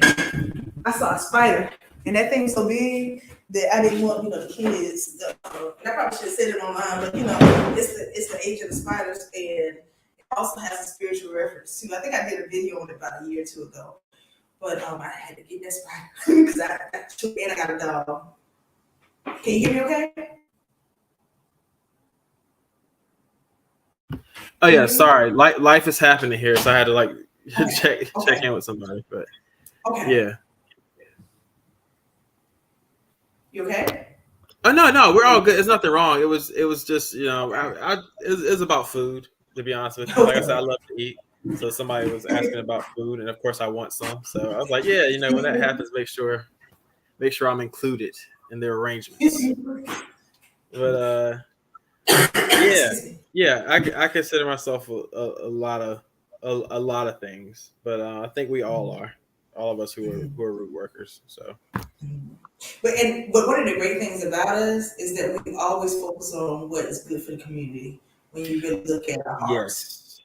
Yeah, I definitely have to be of service. I mean, there are those who identify, and you see this in African traditional religions too, but there are those who identify as root workers or conjurers who they're for the community, but they're like the equivalent of some mega churches where it's like, I can help you. I can give what you need. Find a way to get that money first and hold on. And then when you get it, I can help you out. And it's like,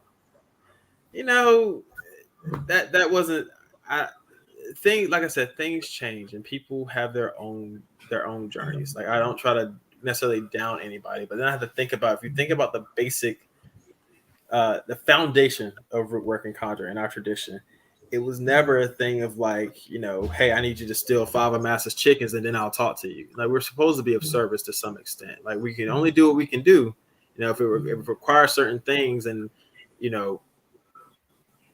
you're not able to get certain things, or I don't have certain things on hand and I have to go above and beyond to get them that will put stress on my family, maybe I won't do that. But there's always a way. There's always another way to do so. Yeah, another way to figure it out where it doesn't require an arm and a leg. And I mean, I know, like for myself, I've had people to buy groceries for me, or different things, and it's not necessarily that I asked, but that was something that they had the ability to do. Right. But it was still limited, or maybe somebody could hem an item or something, Because really, root work was about a bartering system. Now I know, like for me, now I'm gonna put this disclaimer out there just in case somebody listens to this and try me. Even though I'm saying this, it is a business. And I have a website. It is. And if the spirit tells me to help you, I'll be more than happy to do so. But there you go. In terms of if the spirit does not tell me that, whatever is the price that's on my website, that's what I'm going to cater to. But there are some times like I had one person, she was from India, and she only had $7. She's been on my show, $7.50, I believe, to her name. And because of the fact that she was a mother, a single parent, I couldn't take her last. I'm a mother. I'm a single parent. I don't want somebody to take my last. So I said, here's what we're gonna do. We're gonna do what the crackheads, the drunks, and the gay person would do. They share what you have. You give me half, I give you half, and I do the work. And they're my clients to this day. We're now closer. We're sisters to this day. Matter of fact, that's one of your sisters now too. That I'm referencing. Oh yeah. Yeah. There we go. But it all started with her having an issue that she really needed some help. Because sometimes people may not have the means financially, but if you can see beyond what they're going through, sometimes once they get the help, they'll be pretty much okay. But then there's some times where I've learned it's not always good to give people either a discount or free service because sometimes they don't appreciate what all goes in it. Because as a worker, a lot of times we're sacrificing something that we need to do for ourselves or for our families to make sure that you will have it at a particular time because we know that we can get it back, such as our time and our energy. And there's some things that while we're helping, we have some deals that we have to make that we can't do that other people can. And a lot of people don't realize the sacrifice that we actually make on a concession of someone else as an intercessor, if you will. And so I learned to go with the spirit, especially when it comes to a price, or because I remember you saying something about glitter, because I have like these 3 candles that I make, Yeah. but it got glitter on the top. But let me tell you, underneath there's herbs and other stuff that you can't recognize. It's just a massive, sometimes it's called for that, but I'm talking about like the really pretty stuff that, you go to the Dollar Tree and people get and they think that because it's so packaged so nicely, that's all. But they don't realize it's a series of doing different things. And as you said, all the glitters in gold, there's an impact. And sometimes people just need a listening ear to help them to resolve their own problems. Just like, and I'm no case in saying that we're therapists. I'll basically say life coach, because I don't want to get in trouble with the law or anything of that nature. Yeah. I guess you can't really say that. So. I want to make sure to put that addendum. And when I make this comment, if you need some mental health therapists, I do know some. If you're listening out there, but sometimes because of who you might have welcomed into your life, that causes your mental distress, and some spiritual sicknesses that comes behind that, such as like what Paula Herlock was talking about, having influence with the wrong person, and not being a match energetically, if you will. That can cause a mental and physical imbalance. However, when you think about therapy, life coaching, root working, one of the things I think that we have in common is that we studied Jung, or Young, depending upon who pronounces it, but it's Jung. And we have our dark, and we have to get into the inner knowing of what we're trying to escape from. Because a lot of times it's easy, you indicated in that story with the lady, I believe. Sometimes we get overly busy, so we can't recognize the trauma and go through the healing process. But once you have that dark night of the soul, I think we help to kind of facilitate it. Because sometimes a therapist can only just listen, but we can listen and ask questions as to why. Yeah, you brought up a good point. I say therapy. I run my mouth sometimes, but I say therapist, but not, I mean literally. Like I would never tell someone not to go to a therapist or think that I am their therapist. Because even the lady that I was talking about that had her situation in Atlanta, I told her, I recommended therapy. I was like, you should see a counselor for these things and like to sort out these traumas. There's certain things that can help with the spiritual aspect of it and the emotional side of things. But there also is this mental thing, and I'm not a doctor, so I made it very clear that she had to go see someone for that kind of thing. I'm sorry. Hold on 1 second for me. No worries. And I'm glad you indicated that, because one of the things that are on my website, at least I hope I put there, I'm not a medical doctor. However, there are times where you should go and see a medical doctor, even after going to a root worker, to make sure that all is well. Because we by no means would say don't go to your doctor or to a therapist, because sometimes that's needed. And I know, like in the Black community, when I was growing up, they used to not think about or talk about mental health for Black folks, but it is prevalent. Everybody needs somebody to talk to, and it's needed. Another thing too, I would say, is that there are times where people believe that they should. I don't know if you use this term, but I'm gonna use it right now. They need a spell or what have you, and sometimes that is not new. Right. Do you use the word spell? Do you use that word? I do. I use spell and working. Sometimes I use them both. Yeah. Okay, because I know, like, for my aunt, I got an Aunt Jessie that's in Camden. She's a church mother. That's a go-to person that I would definitely go to. And she's located in Camden, but I call her Aunt Jessie because she's older than I am. And those are code words, if you will, in the community. Our sister, aunt, uncle. I don't know. Right now, it's kind of popular, but I remember back in the day, we had put these two words together, but we didn't necessarily separate them. You know, like witch doctor, we would put together, but we Yeah, would never call ourselves witches. So, do yeah. you ascribe to the word witch or warlock, or not at this point? I don't. When I think about the grander, I personally don't, but No. I do, but I don't. When I think about the grander scheme of like the way the some people say magical community, or how as some people label it esoteric, but the way that greater community of Now, spiritual church loves to practice. say the word esoteric. Yeah, yeah. It's like the way that greater spiritual communities coming together. There are a lot of things that you know have been used as general terms. Like I say, oh, like I said, in our community, I've heard witch doctor, but never just witch. Growing up, there was like people that were witch doctor, but I never heard of like witch as related to root workers. That was always more so like a person of European descent when I associated it with that. Same thing with warlock.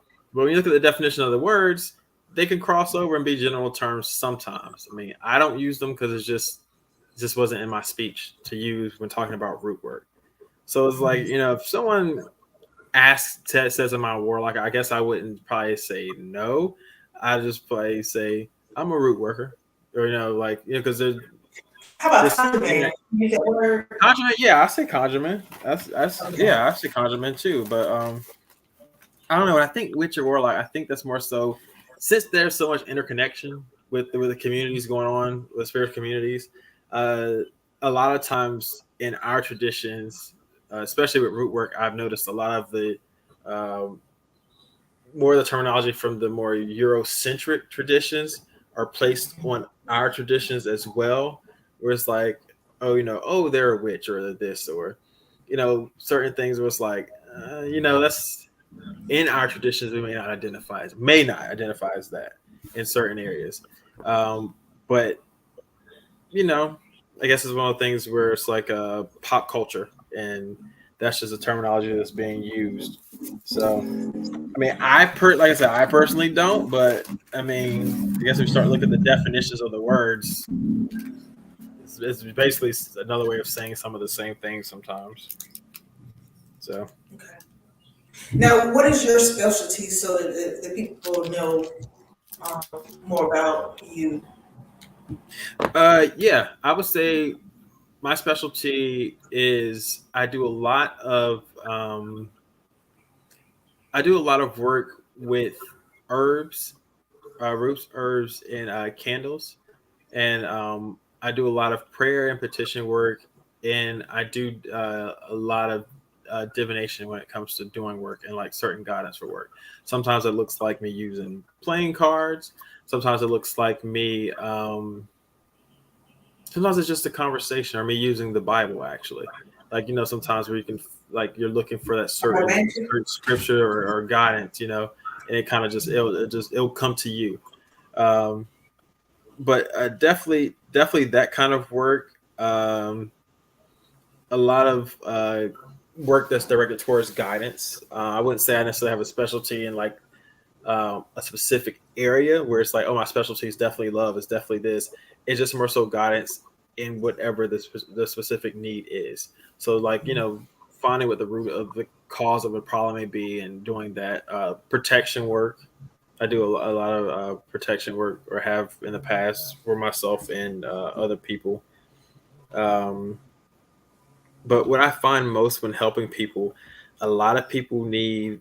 What happens more than anything is a lot of a lot of divination and looking for the answers for things and guidance. Because as you pointed out, a lot of times people don't need a spell to help a situation. It's just more so guidance, because it may not be magic that has caused the issue or something like that. Um, but it may be turned that you may not need a spell to fix a problem, but there are certain works that will help enhance certain things or make certain things better, or maybe attract certain things, to kind of help along the way. Once you have that guidance to kind of give that extra strength or that extra boost of confidence, or clarity, or whatever it is that you need. So yeah, I'm mostly doing that. I know a lot of people just and finding out the work I do, I have been asked to curse people before. And I'm just like, well, let's just start off with hello, how are you? Like, not just, hey, I need you to curse somebody, but it's like, that's not something that's not something I that's not something I've had to do, because the thing is, I've in certain situations people may want it, and if there's talking about revenge and they want revenge, that's their thing. But there's always the reason why. I'm asking, like, well, why? What has happened, and what do you want to happen for you to get better, not for this person to suffer this. Like, there's always another way around things. So maybe rather than curse somebody, what you need is protection or something to keep this person away from you, like to get away from you. Rather than curse this person. Because if you curse this person, they sitting here suffering, but they still all up in your space. What good is that doing you? Like, what you need for them to do is get away. So it's like, so it's like, having to think of it like that, so I've never had to, I guess some people quote unquote curse anybody, but there's other ways of making things happen. So. Now, you know what? You just indicated a question I probably should have asked a while ago. How do you feel when people come to you and they tell you what they want you to do, but it's not necessarily what they need? How do you feel about the It happens a lot, and I've had people who've been disappointed and have walked away, and it's like, hey, I'm sorry for you, but I'm not going to do that. Or that's not what they actually need, but it's just human nature. They come thinking they need something, but it's like they come to you because they believe you're the person who can help them, but they also come to you with a strong request or demand for something. And then it's like, you believe I can help you. I know that I can help you. What I'm telling you is that instead of this, you need this. And then it becomes a thing of like, no, I want you to do this. It's like, well, if you had the answers, you wouldn't need to come to me at all. Like, I mean, I know I'm a root worker, but I know I'm a root worker, but I'm not like, like some submissive servant or something where it's like whatever you say is my command. It's like that's not how this works. Like, I'm going to tell you what I believe is best for you and whoever is involved, and it may not look like what you think you need, but if you there has to be that trust that I understand the way this world works enough to know what you may need spiritually in accordance with this tradition that you're seeking the solution through. And so I've had people who just plain out, one girl was so blunt, that's fine. I found somebody else who can do it. I'm like, okay, I wish you the best of luck. Like, it's not hurting my feelings. Like, you can find it if you have the price is right, or even sometimes if it's not, you'll find anyone who can do anything you ask them to do. They don't care. It's like whatever you ask them to do, they will do. But that's just not me. Like, I've never been one to do that. Like, even the person I was talking about in Atlanta, because they were like a ongoing client for a while, just sorting just throughout her journey. So she had that request, like, I believe the person who's living with me, I want you to put a root on them. It's like, you live with this person because you've lost your house, and now you want me to do something to them, allegedly, whatever, as you described, put a root on them to like bring their life crashing down. How is that going to affect you who lives with this person? If they lose their house, where are you going to go? Then you'll be asking me about finding where else to live. I was like, we had to really think about this. One, we don't know if this person has did anything, but certain things like that. But people are people, and emotions get the best of us sometimes. So so everyone wants a quick fix, and they just it is what it is. But one of my favorite quotes is, if you get it fast, it won't last. And like sometimes people, that's true. They really want it like tomorrow. And I'm like, you need to go find somebody else, because I'm slow but sure. I take my time, because you have to look at it. And just like if you would go to a regular doctor, you have to go back in for another consultation to make sure that whatever is recommended is working.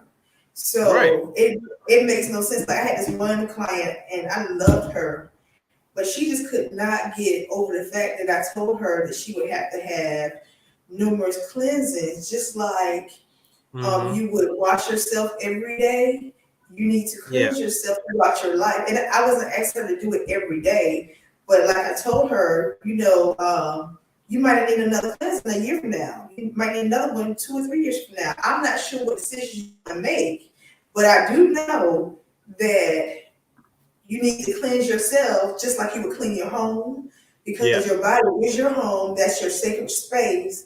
And just because you do it one time doesn't mean that you're going to get a result tomorrow. Mm-hmm. And she just could not wrap her mind. She stopped talking to me, but I knew within myself I did the right thing by being honest. Because one of the things that I would rather do is to keep my good reputation that I have than to take somebody's money and then it do us both no good. You know, because at the end of the day, as a root worker, we have a lot of responsibilities for what we accept and what we don't accept. And we're kind of, we kind of have a higher punishment if we do the wrong thing. Oh yeah. And a lot of people don't realize that, you know, and it comes at an inconvenient time. So why go through, I guess, you know, the grifting process of getting the money but not allowing the person to get the results? So my thing is this: I know within my practice, I don't touch things that don't touch me. If I know that it's not something that I can connect to, and with that particular person, I would recommend them to someone else who could do better than what I could. And it's not necessarily that I can't do the work. I just may not be able to do the work for that particular person. And just like I don't necessarily work on myself for difficult stuff, I have resources, you know, like people, because you remember I reached out to you about something. Because even though I might know it, you can look at it from a different vantage point. And totally different. Just like a regular doctor doesn't treat himself, he go talk to his colleagues so that they can help with the healing process. You know, because it's not a one-stop shop. And another thing I think people don't realize that I was saying earlier before you came on, a lot of us know each other. You know, even if we don't live in that particular community, you know, we have great resources that even as we're passing through, if you will, we know how to make the stops and the connections to meet up with the person if we really want to get in contact with someone, you know, and maintain that contact. Is there anything that you would like to know? How to get in contact with you? Because you haven't shared that, your Instagram, or would you like to share that? Yeah, sure. Well, I do have an Instagram specifically related to root work. It's I haven't really put a lot of content on it. It's still pretty new, but I'm trying to dedicate more time to it, and I've made some connections with people, which is really good. But it's called Pamlico House, and Pamlico spelled Pamliko, and then House, of course, is regular. Or you could probably find it through Pamlico House Conjure as well. And you know, it's just taken from the region of North Carolina where I'm from, because my town's right on the Pamlico Sound, which was named for the Pamlico tribe that was there, the original inhabitants of that part of Eastern North Carolina. So I just thought it was just a kind of nice tribute to the place where I'm from, and was introduced to the tradition and you know, a lot of my roots are there. So, and most of my family is still there. As far as Facebook, I'm on it, but I'm usually on the messenger part of it. So I may not see a lot that's going on outside of like organization stuff and as far as groups and things goes. But you know, on Messenger, on Facebook, my name is Will, Will, and then last name Lemuel. So I mean, people come messaging me through that. But specifically as far as Rootwork goes, honestly, I always get the notifications through the Instagram. So even though if I'm not actively posting every week, which I'm going to definitely moving forward be doing, I always get the messages and response on because I get the notifications. So anyone who's, you know, has a question or whatever may have you, Instagram is definitely the way to get in touch. So. Okay. Is there any last thoughts? You know, I think it's so like for probably over a year or so. Yeah. And we said we're Yeah. gonna spend 30 minutes. It's been almost 3 I hours. know. I was thinking the same thing. I was like, when I said that last night, he was like, "How long?" You think? I was like, "Oh, sis, like, we can knock this 30 minutes. Like maybe it'll inch towards an hour. It's gone yards past an hour, probably, but." Yeah, right. We're hitting 3, but I kind of already knew I wasn't fooling myself. Like, I said that, but the back of my mind, spirit was like, you're not gonna just only talk for 30 hours, or 30 minutes. It's not about to happen. So, but yeah, I mean, I figured we'd have a good conversation. So, I just thank you for going through the process with me, because it was really a process, even just to use the word root work, yeah, and I think that was pretty much what I was vacillating between, is that if I put it out there because I'm a professional, in other places, how are these people going to think about it? But I mean, at the end of the day, I'd rather call a spade with a spade and an ace of ace, because that's just what it is. And yeah, I kind of get tired of people kind of shucking and jiving folks, especially, televangelists, about what the things that they're doing. And it's real work. yeah, Even though they yeah, dressed it up. And I yeah, also want to give homage to my ancestors, because without them, I could not be who I am today. yeah, And so I'm never ashamed of growing up poor, growing up from across the tracks, from Southside something. I'm never ashamed that I learned my Bible from the drunks of something, South Carolina. And I'm never, ever, ever ashamed that I had a heathenist granddaddy who taught me how to love folks for who they were and not what they had. yeah. We all Because, need a good heathenist granddaddy or somebody. yes, goodness.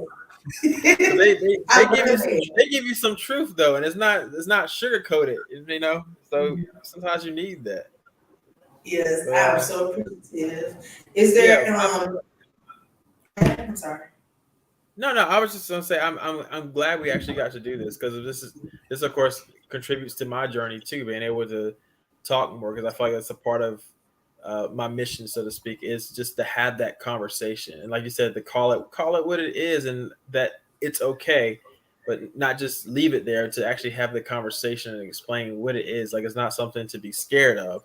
It's not nothing to be played with, but it's nothing to be scared of. It's something that's a beautiful thing. It's freedom. It's so many things for the practitioner, but for the people who need us and the communities we're supposed to serve, it's really nothing to be afraid of. It's something that's here and has always been here to help and empower us. It is our power and our freedom. So, and it's something to be shared. But as I wanted to point out, in case I did not make it clear, it does look different and everything. And there, like I said, there's people who use certain things that I don't use. Doesn't make it wrong. It's just I've just never used it, and that's okay. And as far as charging for the work, it is work. It is work. It takes up time and space and time.